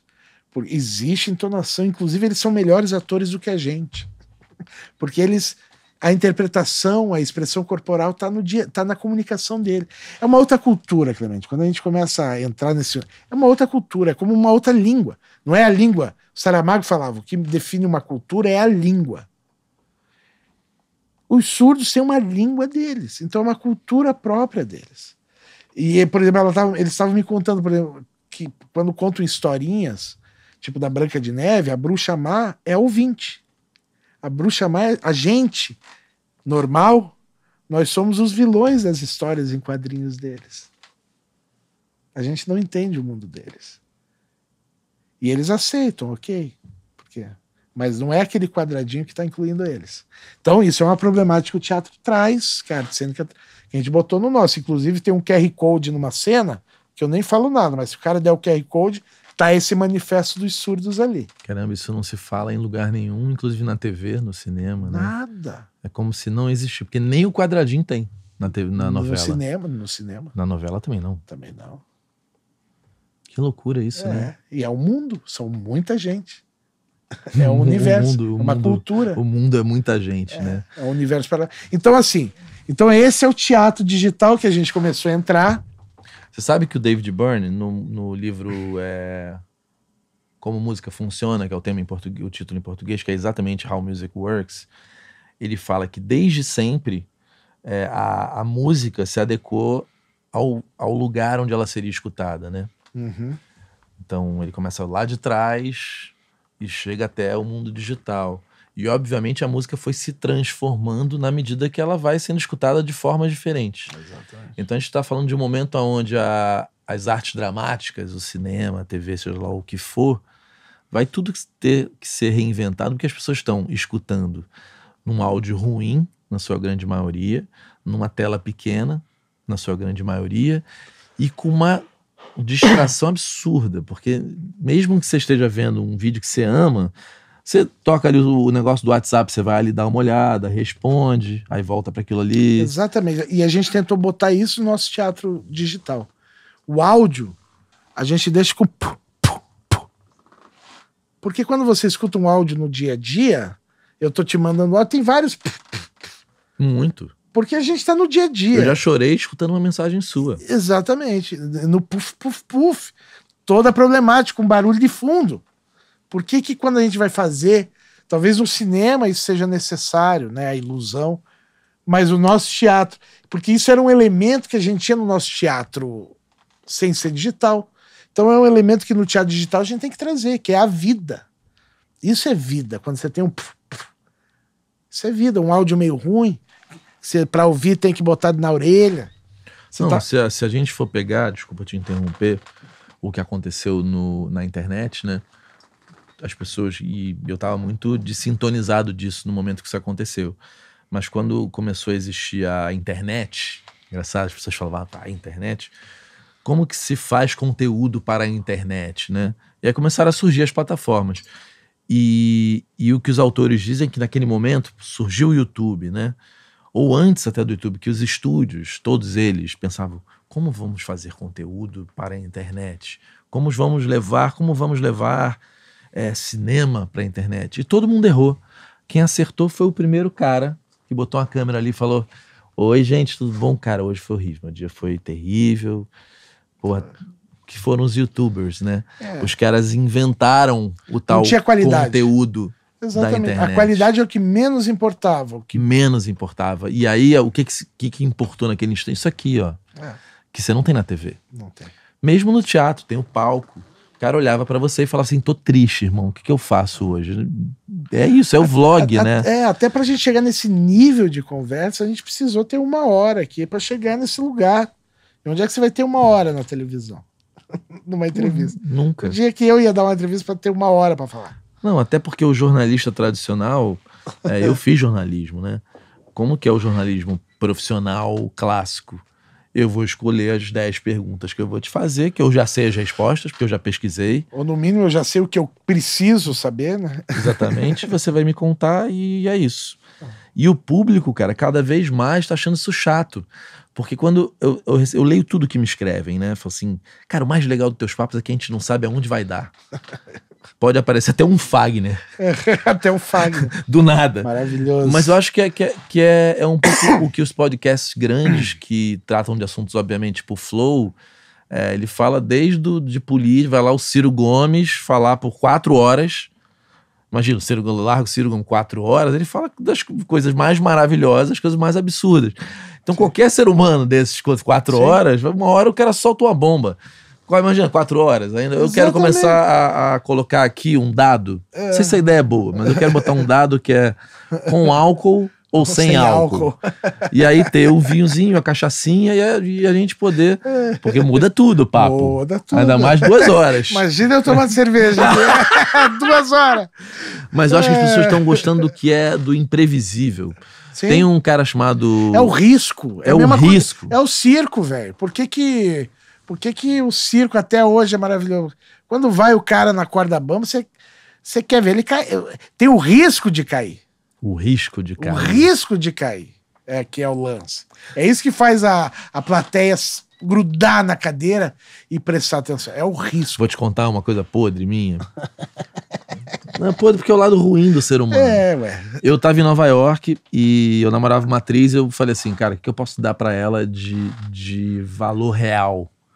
Cara, comprar os ingressos das peças todas, porque isso vale mais do que qualquer presente físico, né? Para uma atriz, assistir todas as peças. E aí eu me liguei para as pessoas e falei, cara, o que tem legal de Broadway ou Off-Broadway? O que é legal ela gostar de dançar? Eu falei, o que é legal que tem dança? E aí, perguntando para várias pessoas, escolhi lá, cara, acho que umas 12 peças. Só que 12 peças fodontes, viu? Desde aquela da... Cats! Desde que eu acho que tem que assistir, né? Se tiver como pagar o ingresso, tem que ver essas peças. Não tem Cats, jeito. Desde que eu era criança, tem que cantar. Igual você vir no Rio, no Hino Cristo Redentor. Você vai em Nova York, você tem que assistir Rei Leão, Cats, Chicago, Fantasma da Ópera. Umas ficaram envelhecidas, assim. Outras ainda são incríveis. Mas eu peguei um mix de o que é mainstream, o que é midstream e o que é, tipo, nichaço. E a gente assistiu muita peça. Só que eu comprei o Homem-Aranha, porque a tal da diretora, se eu não me engano, é uma chinesa ou japonesa, é uma gênia. E chamaram ela para fazer aquela história e era uma revolução. Só que uma semana antes de eu assistir o Homem-Aranha caiu, né? E parece que ficou paraplégico, foi uma história horrorosa. Então, porque ele voava nos cabos. É aquela cena, aquele clássico, sabe o Homem-Aranha, que ele fica de cabeça para baixo, naquela pose? Sim. A parada arrebentou, o cara caiu, agora eu não me lembro se morreu ou se ficou paraplégico, mas foi uma história horrível. Bicho, a estreia do filme, tipo, da peça, a estreia da peça 4 dias antes tinha sido um fracasso, porque a crítica disse que era uma bosta, e aí crítica na Broadway ainda é uma coisa que faz a diferença, assim. Quando caiu o cara, bicho, sold out. O que é isso? Será que ele vai cair? Exatamente. Será que vai cair? E na cena aquele cara, o nosso lado ruim, é um negócio muito louco. Vai cair. Vai cair! Meu Deus, vai cair! Mas isso é como a gente quando vê um acidente, velho. Você não quer ver um corpo, mas você sempre dá uma olhada. É isso. O que é um diretor de teatro? Você fica criando momentos para chamar a atenção da plateia pro teu espetáculo. Você tem que ir criando efeitos. E o maior dos efeitos é o risco. É o risco. Cara, uma coisa que que eu vi do cara da BuzzFeed. BuzzFeed é talvez a maior mídia online do mundo, né? E ele conta que a equipe dele, porque fala sobre isso, você vai entender o porquê que eu tô falando. Ele conta que a equipe dele resolveu fazer uma surpresa pra ele. Assim, era aniversário dele, sabiam que ele ia chegar lá 3 horas. Botaram eu não me lembro se eram uns filhotes de bode. Botaram lá a comida dos bichinhos e botaram online 5 ou 10 minutos antes dele chegar. Só que ele atrasou na outra reunião e demorou 2 horas pra chegar. Quando ele chegou, esse vídeo que tava live tinha viralizado. Porque as pessoas, tipo, iam vendo aqui no mundo inteiro. Que porra é essa? Uns bodes. Uns bodes no escritório de alto luxo, assim. Porque é isso, o que que vai acontecer? A internet tem um pouco isso, né? É o risco. É o que que vai acontecer. É o voyeur. É o que a novela já não tem mais. É o janela indiscreta. É porque é a história que a janelinha indiscreta. Exatamente. Vocês, opa, vai ter um assassinato aqui, vai ter um, né, alguém vai passar pelado, né? Você tá sempre ali. Não, e são histórias que começam e terminam em vídeos de 1 minuto. Mas também, por outro lado, tem isso. Isso é uma outra coisa que nas peças online eu tô começando a ter dificuldade. Que é o quê? É o tempo. Eu fiz uma peça, a primeira, e é tudo por uma questão orçamentária, né? A primeira eu tive R$2.500 para fazer. Então eu peguei vídeos de coisas que eu já tinha, fiz uma edição e joguei, que é o Dona Macbeth Fragmentos, que dá 15 minutos. Tem uma aceitação melhor. Como que você vendeu esse ingresso? Era gratuito? Aonde você transmitiu? Não vendi. Como é projeto de lei, você entra no edital, aí nesse caso eu acho que foi a Secretaria de Cultura do Estado, me pagou R$2.500, eu mandei a edição do vídeo e tá numa plataforma do Estado. Durante 1 ano eles têm esses direitos. Então durante 1 ano eu não posso mandar pra... E alguém assiste? Eles divulgam isso? Não divulgam. E não sei se assim, não tem mas tá lá. Entendi. A hora que sair de lá, aí eu tô preparando aí que eu tô preparando o site, as plataformas da companhia Curitibana Portátil, que é a minha companhia, porque eu acho que ali realmente a gente vai ter que migrar, a gente vai ter que ser um canal, todo mundo vai virar um canal de conteúdo. Todo mundo é mídia, gente. Todo mundo, é isso, eu sou uma rede de TV. A CIA Curitibana Portátil vai ser uma Isso é uma mídia, rede de TV não, porque é outra coisa. É mídia. Isso é mídia. É mídia, exatamente. Que mídia é essa? A gente não Sabe-se lá o que vocês vão se transformar. O Electronic E-mail já tem meia hora. Por quê? Porque você também não pode dizer que... Aí eu ganhei mais... Aí em vez de 3 mil, 2.500, 3 mil, foi 30 mil. Opa, 30 mil já é 10 vezes mais do que eu tinha. Então já deu pra fazer na sala da minha casa, com chroma key, chamei o Alan, que é, né, que tem uma produtora, que é meu amigo, parceiro, já fizemos. Com a companhia ali, 30 mil. Só que aí você não pode entregar, falar, ganhei 30 mil, vou fazer um trabalho de 3 minutos. Eles não aceitam, porque uma peça de teatro não tem 3 minutos. E como a gente tá no meio da... Então foi 30 minutos. Aí entregamos para eles, vão ficar numa plataforma da Fundação Cultural de Curitiba durante 1 ano. Então, durante esse tempo, eu não posso explorar. Então, se alguém quiser assistir, qual é o... Facebook da Fundação Cultural de Curitiba, Electronic Mail, Cartas para Alguém, da CIA Curitibana Portátil. É só entrar no Facebook. O protagonista é você. Eu, o Jonathan, que é o tradutor de Libra, e a Estela. Os 3 eu acho que estão no mesmo lugar. Mas o meu nome é sempre citado por último. E você é comédia? Cara, tem um... nosso grupo de teatro, por tradição... Não, é porque a Anta de Copacabana não é uma comédia. Mas você ri. Ri, mas ri de nervoso, né? Então, o nosso humor é sempre um humor que o cara... Curitibano, né? Exatamente. A galera não sabe se é pra rir, se não é. A gente provoca. O riso é uma provocação. Nessa é um pouco mais leve, o Cartas para Alguém é um pouco mais leve, mas tem umas piadas com coisa séria. O texto dessa é o Leprevô? Não. Porque tem alguma coisa... Bernard Soad do Leprevô. Esse eu não vi. Viu? Eu fiz aqui, a gente gravou aqui. Tem a gravação no Corredor 5. É verdade, é porque a Anta de Copacabana eu assisti na Barra. Na Barra, que é anterior ao Bernard Soad. A gente podia fazer aqui, na verdade. Podia, Agora vamos fazer. Tudo pronto pra isso. Vamos fazer. Daquela... O Bernard Soad dá pra fazer uma temporada aqui. Fala um pouco dessa peça, porque essa peça é também meio de... Você não sabe se rir. Bernard Soad. E o Bernard Soad é premonitório, né, bicho? Porque é uma peça que eu estreei em 2016, 2017, no Festival de Teatro de Curitiba. E é uma peça, a primeira peça que eu tenho notícias, no Brasil pelo menos, é a primeira peça onde eu fazia ao vivo, mas com transmissão ao vivo pela internet.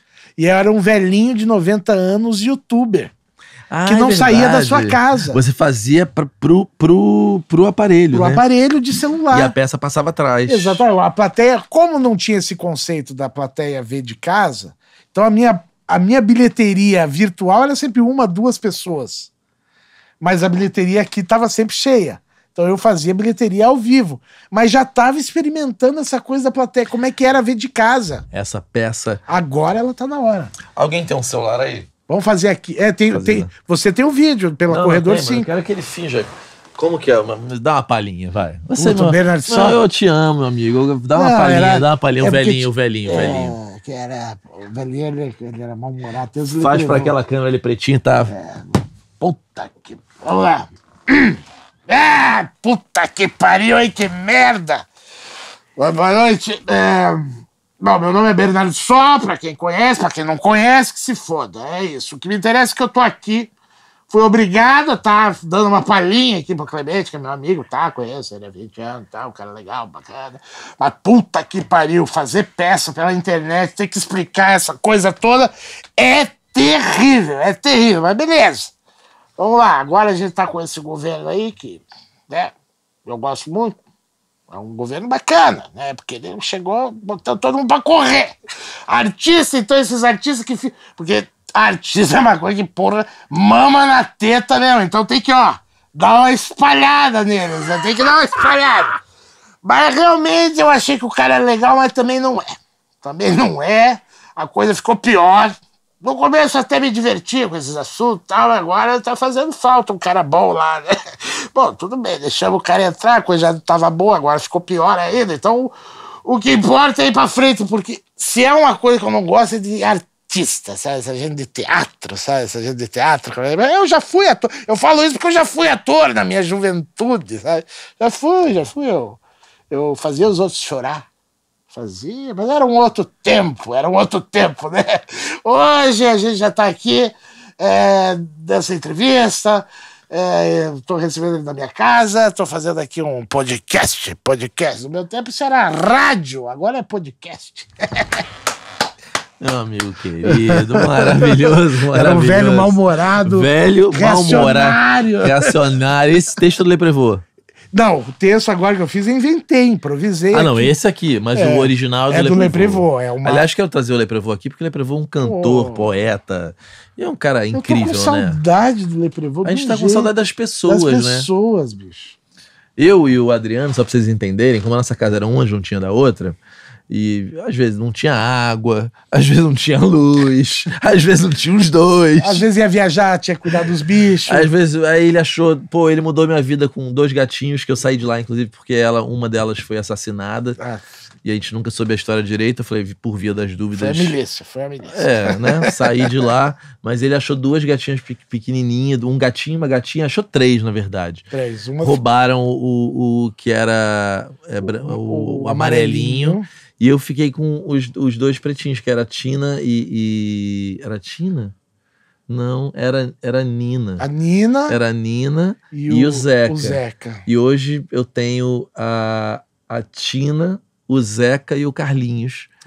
E aí, esses gatinhos mudaram minha vida, porque eu tava com a depressão e parece que... Era pra você. Cara, era pra mim, porque eles não saíam, eles eram desse tamanho. Cara, aquele momento... E depois eu fui saber que minha mãe começou a te ligar pra saber se eu tava bem, né? Sim, a gente fazia complôs pra... porque eu não cuidar atendi. De você. Cara, a depressão você não quer atender, eu não consigo nem explicar a sensação de você não querer atender o telefone de alguém que te ama, né? Eu me compadeci que eu tinha acabado de perder a minha mãe. Minha mãe tinha acabado de falecer. E a tua mãe desesperada, querendo saber de você, e você não ligava pra ela e falava, pode ligar pra mim que pelo menos eu digo se ele tá vivo. E ela falava, então tá. Que daí eu olhava, ele não tá atendendo, mas ele tá bem. Eu tô olhando aqui, ele tá vivo, tá vendo TV. Porque você falava, Clemente! Aí eu falava, e aí, irmão?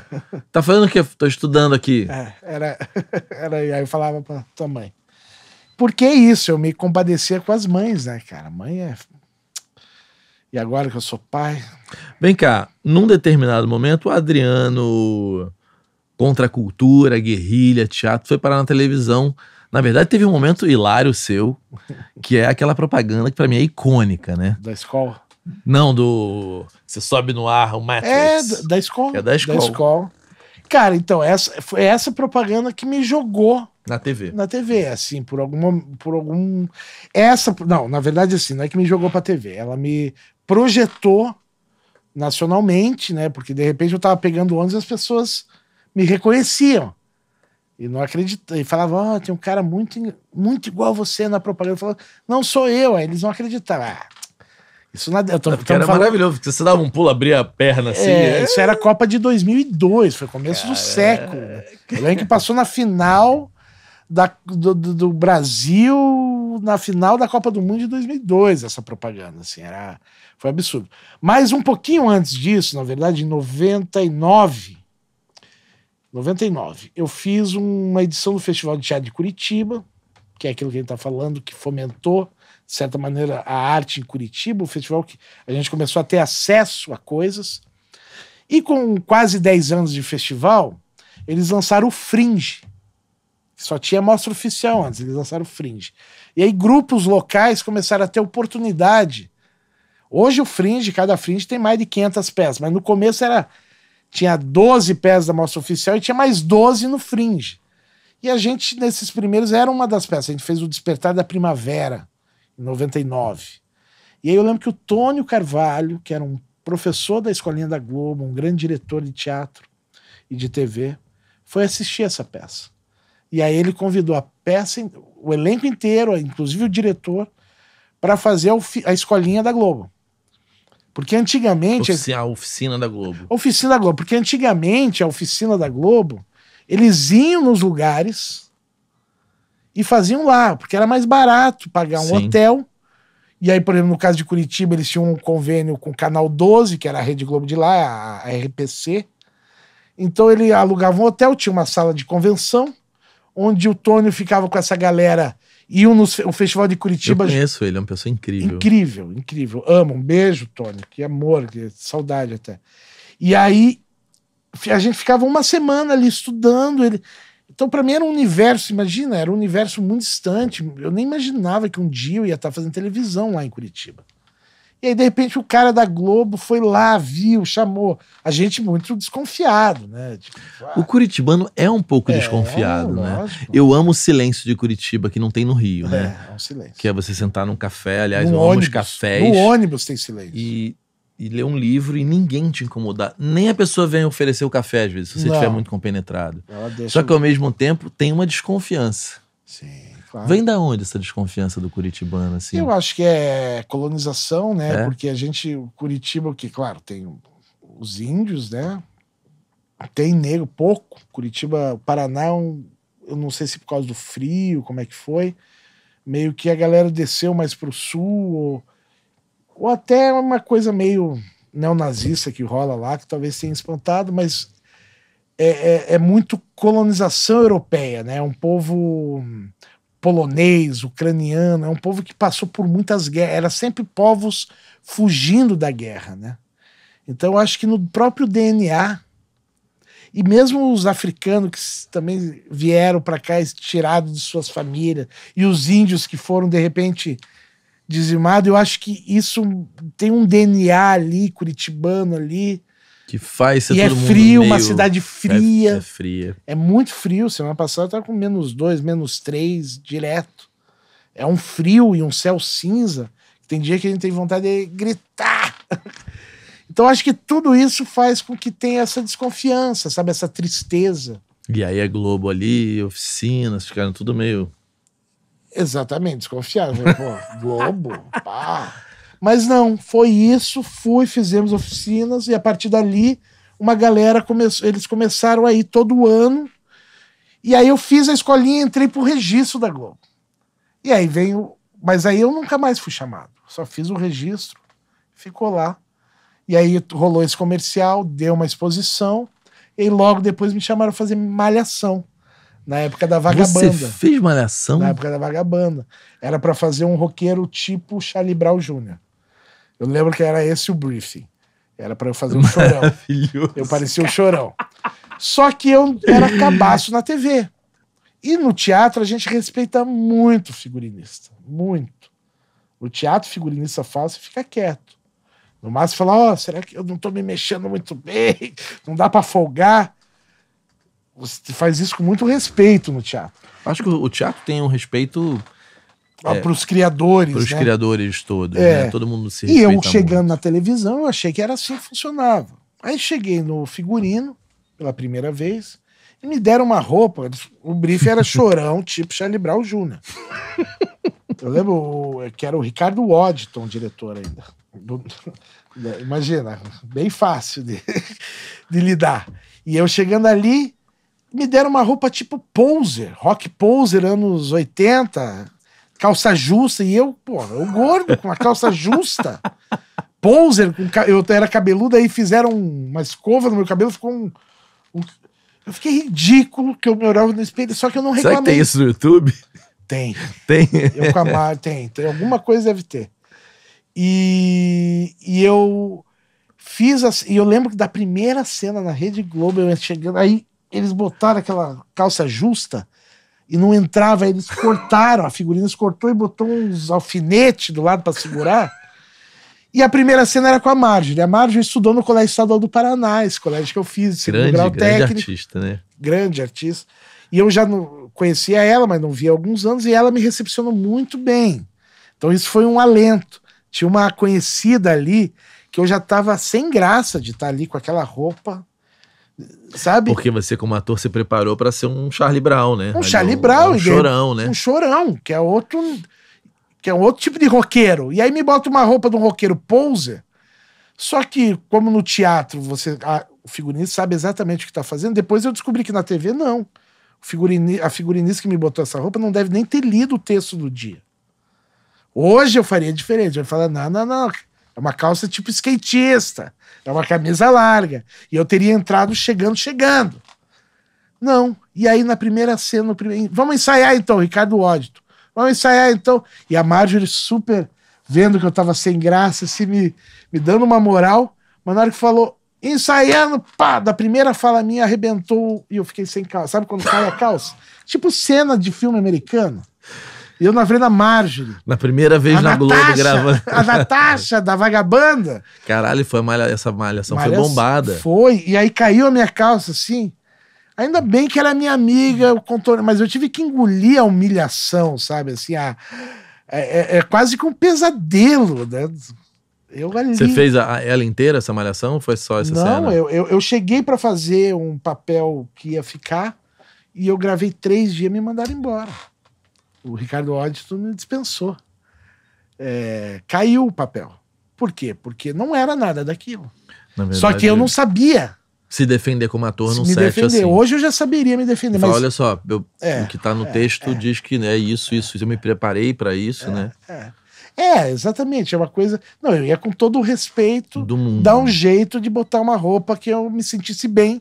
Porque é isso, depois eu descobri. Porque no teatro você ensaia o texto, né? Eu cheguei pra fazer esse texto, eu ensaiei o texto. Hoje eu sei que na novela é o contrário do teatro. É bom que você nem saiba, você sabe ali mais ou menos o que tem que fazer, mas nem decore muito o texto. É o to play que interessa, é o jogo que acontece ali. Se você treina uma reação em casa, aí chega na hora, o diretor dirige de um outro jeito, o cara te fala de uma outra maneira. Você tem que estar aberto para jogar, para o to play ali da cena. Mas você exige o texto na íntegra na TV ou não? Depende do diretor, da novela, do produto, né?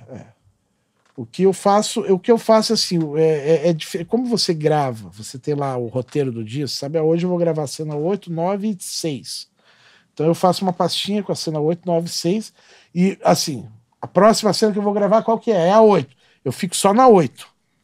Aí eu decoro rapidinho, só a cena 8. Eu já estudei em casa, eu já sei, mas ali eu decoro rapidinho, entro e faço com ele fresco, mantendo as reações.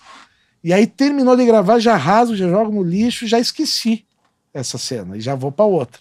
Então eu vou tipo um dia por vez, sabe? É uma cena por vez. É engraçado porque não grava na ordem cronológica Não, da trama, né? Então, pro ator é muito louco isso, tem que se contar. Às vezes você morre... Você... Sim, você morre antes de nascer. Você morre. Às vezes a primeira cena que você aparece na novela, a primeira cena, que é a cena mais importante, ela foi gravada lá um mês depois. E que é muito legal isso. Isso é uma coisa que eu falei, pô, que legal. Eles deixam pra primeira... Primeiro eles começam da frente, por quê? Porque a primeira impressão é que fica. Isso funciona na TV, é a primeira impressão. E normalmente as primeiras cenas, porra, é terrível. É terrível. Chegar num set, você equalizar, porra, até você virar macaco velho, que nesses caras são. Hoje eu já fico mais tranquilo. Eu tenho amigo meu que a primeira cena dele foi com a Suzana Vieira. A minha foi com o Rubens de Falco. E ela quis muito ele não quis muito ela. Sofreu uma novela inteira. Isso, Deus o livre. A sorte é que você pegou uma pessoa queridíssima ali na tua frente, né? Na primeira cena na Globo. Muito legal. Não, na verdade, eu fui no cinema com o Rubens de Falco. Na Globo foi a Marge, exatamente. Eu peguei uma amiga, uma Vai pessoa. Vai quase um anjinho da guarda ali que te baliza e te cuida, né? Ficou mais fácil, ela riu comigo, então tá tudo certo. Você sabe que quando eu namorava a Juliana Trevisol, foi quando você fez a novela Vidas em Jogo. E aí é um momento importante da tua carreira, né? É a única novela que eu fiz inteira, porque o resto tudo é a única maratona. E eram vários protagonistas, você era um deles, né? Na verdade, eu era do núcleo da Amanda Lee, que era uma protagonista, e eu era o trisal ali, né? Que era eu, Claudinho Hendrix. Claudinho. Claudinho maravilhoso. Não, eu via essa novela, depois que eu fui lembrar o porquê que eu lembro que o teu rosto era muito familiar, porque a Ju assistia a novela, e eu assistia com ela, e tipo, ela super... Pra se criticar mesmo, e falar, não, o que eu posso melhorar, porque ali ela foi a primeira protagonista dela, e era muita cena, né? Sim. E eu me lembro que eu fiquei bem assustado com o volume de texto. Sim. E aí eu passei a dar valor pra caralho, porque quem pega protagonista é foda, é muito texto, difícil, é muita cena uma atrás da outra, é uma loucura, né? Depois que eu comecei a fazer novela, eu parei de criticar qualquer tipo de ator, porque quando você é do teatro, você ficava, o que esse bosta tá fazendo aí? Aí depois você vai trabalhar lá dentro, você vê que não tem bosta lá dentro, não tem como ter, porque é difícil, cara, é muito difícil você fazer novela. É difícil ser mocinha de novela, é difícil ser vilão, é difícil ser o nada da cena. Fazer as pontas, eu faço muito papel pequeno, é difícil, porque você chega num lugar que já tá todo mundo quente, você chega frio. E a galera adora te botar de bandido, de padre. Eu faço de tudo. Bandido, padre...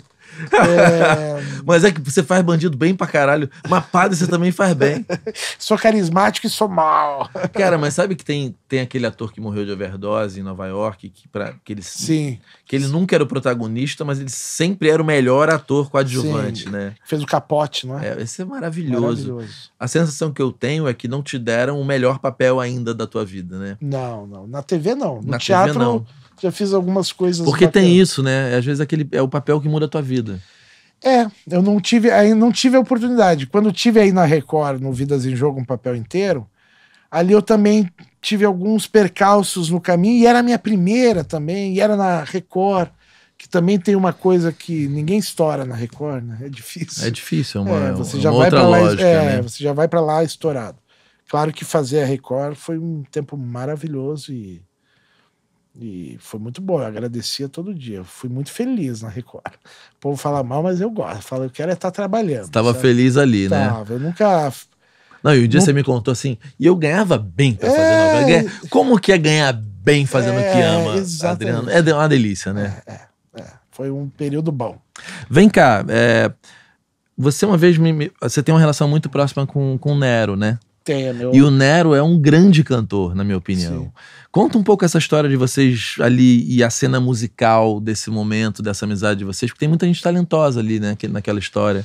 Na verdade é quase o contrário. O Nero, em Curitiba, ele já era um músico de sucesso. Músico de sucesso. O Nero, ele era um músico de sucesso. Ele tinha uma banda, Maquinaíma, ele lançava discos, ele tinha um lugar, a Oca, que ele fazia show que bombava.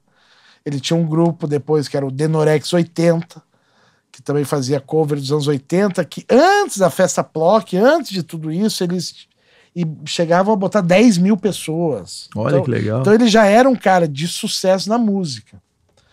Só que é isso, ele... de sucesso. Sucesso em Curitiba, nesse nicho. Momento, o que tinha? Porque eu me lembro que depois você mostrou uns vídeos muito loucos que vocês compunham com Ciclano. Tinha umas parcerias artísticas aí nesse momento, então, né? Ainda não. O que começou a acontecer?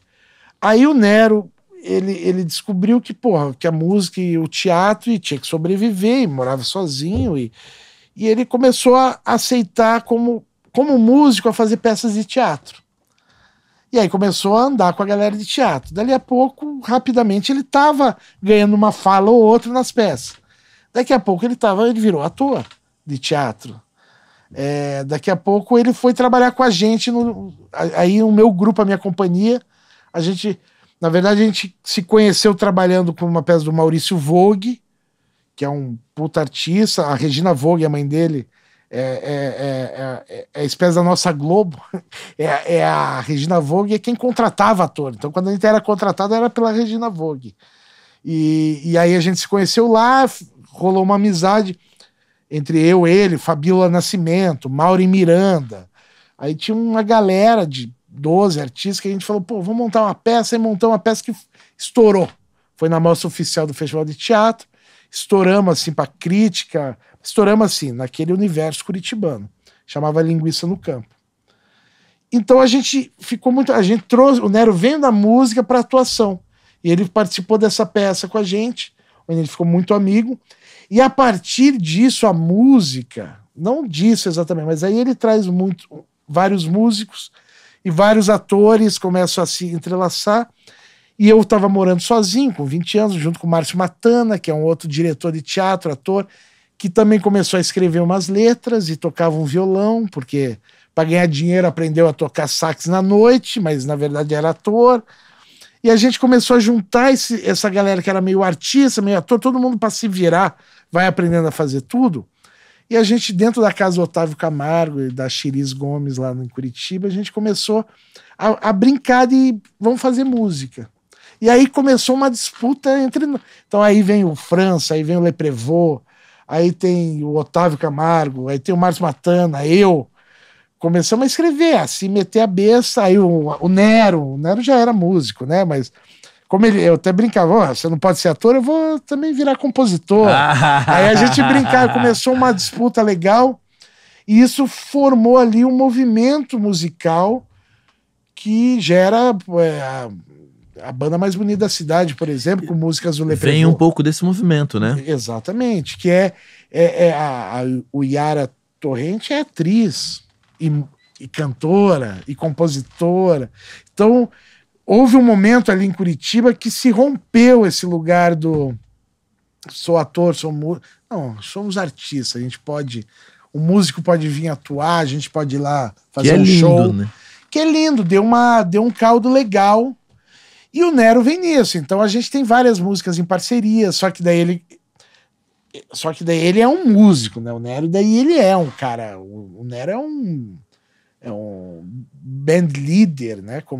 Eu nunca vi um show dele. Cara, o Nero, a gente tava falando disso ontem até, eu conheci o Nero, ele cantava na Oca, que era um inferninho de Curitiba, daqueles lendários. Ele fazia show de 5 horas. Tocando só cover, tipo banda de boteco, de Lapa. E ele segurava a galera, e ele era um fenômeno.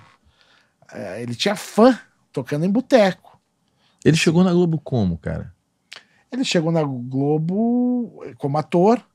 Ele estava fazendo uma peça do Diego Fortes, um amigo nosso, junto com o Alan Raff, que era um parceiro também estava de ator, chamava Os Leões. Num festival de teatro, um produtor da Globo foi ver ele. E guardou o nome dele, pediu para ele fazer o registro. E depois chegou aqui, estava naquela novela numa novela das 8, que precisava de um verdureiro, que era um papelzinho. Aqueles papel que o autor não tem coragem de convidar nenhum amigo para fazer, que é tão pequeno. Aí dá pro produtor de elenco e fala, arranja um ator bom aí. Acontece isso mesmo, acontece.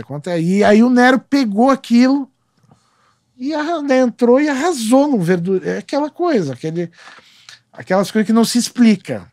Claro, se explica um pouco. Acho que ele tem toda a competência. A gente... Cara, o verdureiro foi assim? Foi assim, foi do dia para noite. Era um papelzinho que não tinha quem botar lá. Ligaram para ele às pressas. Ele tinha feito uma participação pequena de fim de ano.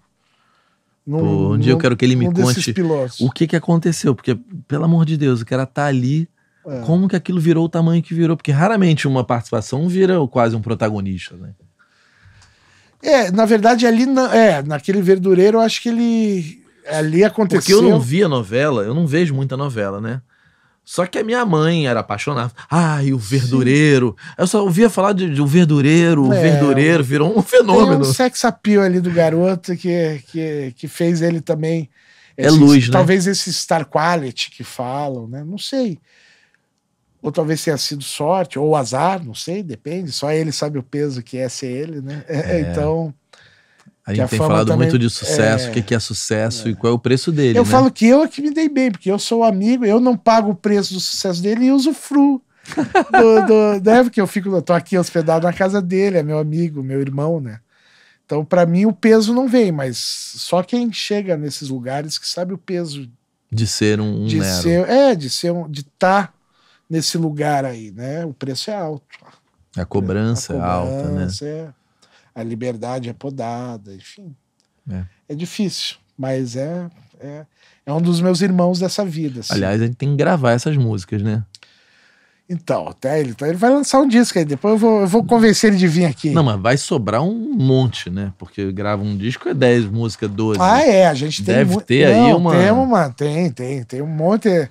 O monte? O meu virou Curitibano de novo? É o monte? Cara, o sotaque fica que fica. A gente tem... Não, aliás, o Adriano é muito louco, né? Me liga ele um dia.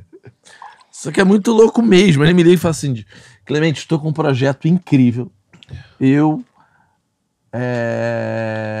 Qual é o nome dela? Letícia Spiller. Letícia Spiller. Uma Maureen Miranda, poetisa, não sei o quê. Aí vieram aqui. Projeto muito louco, mas muito foda ao mesmo tempo, né? E aí não rolou, mas, cara, eu falei, e você faz o quê? Ele falou assim, eu sou o gordinho que fico dançando e falando umas paradas. Era isso? Porque era uma banda, né? Falei, de repente eu tava numa banda de rock, aí eu tenho uma banda de rock. Eu falei, o que você toca? Cachixi. Peladão, cachixi. Eu era um roqueiro que tocava cachixi. E escrevia as letras. E cadê essa? E por que não saiu do papel essa porra? Cara, saiu, a gente fez show, a gente fez viradão cultural. Não, eu me lembro que vocês fizeram lá cantamos na Praça da Sé, do Iangabaú, sei lá. Eu lembro que a gente fez viradão cultural, a gente fez... E como que foi você de cachixi? A razão, o povo adorava, cara. Porra, era uma loucura. Porque era uma coisa meio cênica, meio... a miradade, assim, sabe? Aquela coisa... E com umas poesias, né? Então tinha conteúdo. A gente não era putas músicas. E a Letícia... Não, ela é foda, né? É foda e canta pra caralho. E o Pablo Vares, né? O nosso uruguaio, que é marido dela. E toca pra caralho. Nossa, ele segurava... E o Neco. E o Neco, namorada, que era a gente era uma banda de 5 que tinha 2 músicos. Eu, a Maureen e a Letícia faziam. Não, quando eu olhei aquilo, eu imaginei o The Velvet Underground, né? Que é um pouco isso. Aliás, agora dá pra gente brincar de fazer esse espetáculo aqui. Dá. Porque se a gente botar a nossa câmera, o que fica normalmente ali, né? Que é a geral, bem encostada ali, dá pra fazer. A gente tem como puxar um croma inteiro ali. E dá pra gente fazer um negócio legal com um som bom, fazer uma parada ao vivo legal. Dá pra fazer mesmo. Agora dá, porque naquela época não dava. Sim, e aí também pegamos... Tinha reforma aqui e tal, né? Ah, é verdade. Que eu peguei antes da pandemia, a gente já tava se enamorando pra fazer coisa aqui. Quando, na verdade, a reforma começou... Que eu queria fazer temporada do Bernard. A reforma começou na pandemia. Sim. Porque a ideia era a gente fazer ali... Mas você já queria um pouco antes da pandemia, você aproveitou... A gente ia fazer. Aí eu aproveitei e fiz. Mas agora a gente tem possibilidade real de fazer esse tipo de coisa, né? E agora que eu tô em Curitiba, fica mais fácil ainda. É verdade, é aquilo que eu falo. Agora que eu tô em Curitiba, estão me chamando pra trabalhar aqui no Rio muito mais fácil. É mesmo? Tá, graças a Deus. Vim aqui pra gravar Pantanal. Vou fazer... Cara, vai ter o Pantanal de novo, né? Vai ter o Pantanal de novo. E o papel é legal? É um papel legal, eu morro no segundo episódio. Mas é uma morte incrível. Já morreu? Não, ainda não, mas já tô treinando, vou demorar uns 5 minutos pra morrer. Vou aproveitar essa morte, pô. Vou morrer bem devagar. Não é o que ele tem tiro? Tiro. É os grileiros. É muito parecido com a nossa história da Tijuquinha. A milícia vai me tirar lá do... Os grileiros... Cara, o meu pai virou pra mim e falou o seguinte, quando a minha gatinha morreu, ela tava meio mal, tadinho. O cara que trabalhava comigo, que é como se né, o Lula, uma pessoa que... Uma pessoa fantástica. Foi fantástica, né? O Lula viu ela passando mal, não percebeu a gravidade, eu com depressão demorei pra sair da cama. E aí, quando eu deixei a gatinha na veterinária, ela falou, olha, você tem que levar pra uma outra clínica porque ela tá muito mal. Eu levei pra uma clínica. E aí, aquela coisa, cara, tem que operar. Eu falei, vamos operar. E aí, quando abriram, era um chumbinho, né? Eu achava que fosse qualquer coisa, alguém tinha dado um chute. Até a veterinária, quando abriu, eu achava que pudesse ter sido um chute, porque tem filha da puta que não gosta de gato preto e tem filha da puta que pega gato preto pra levar pra ritual de magia, né?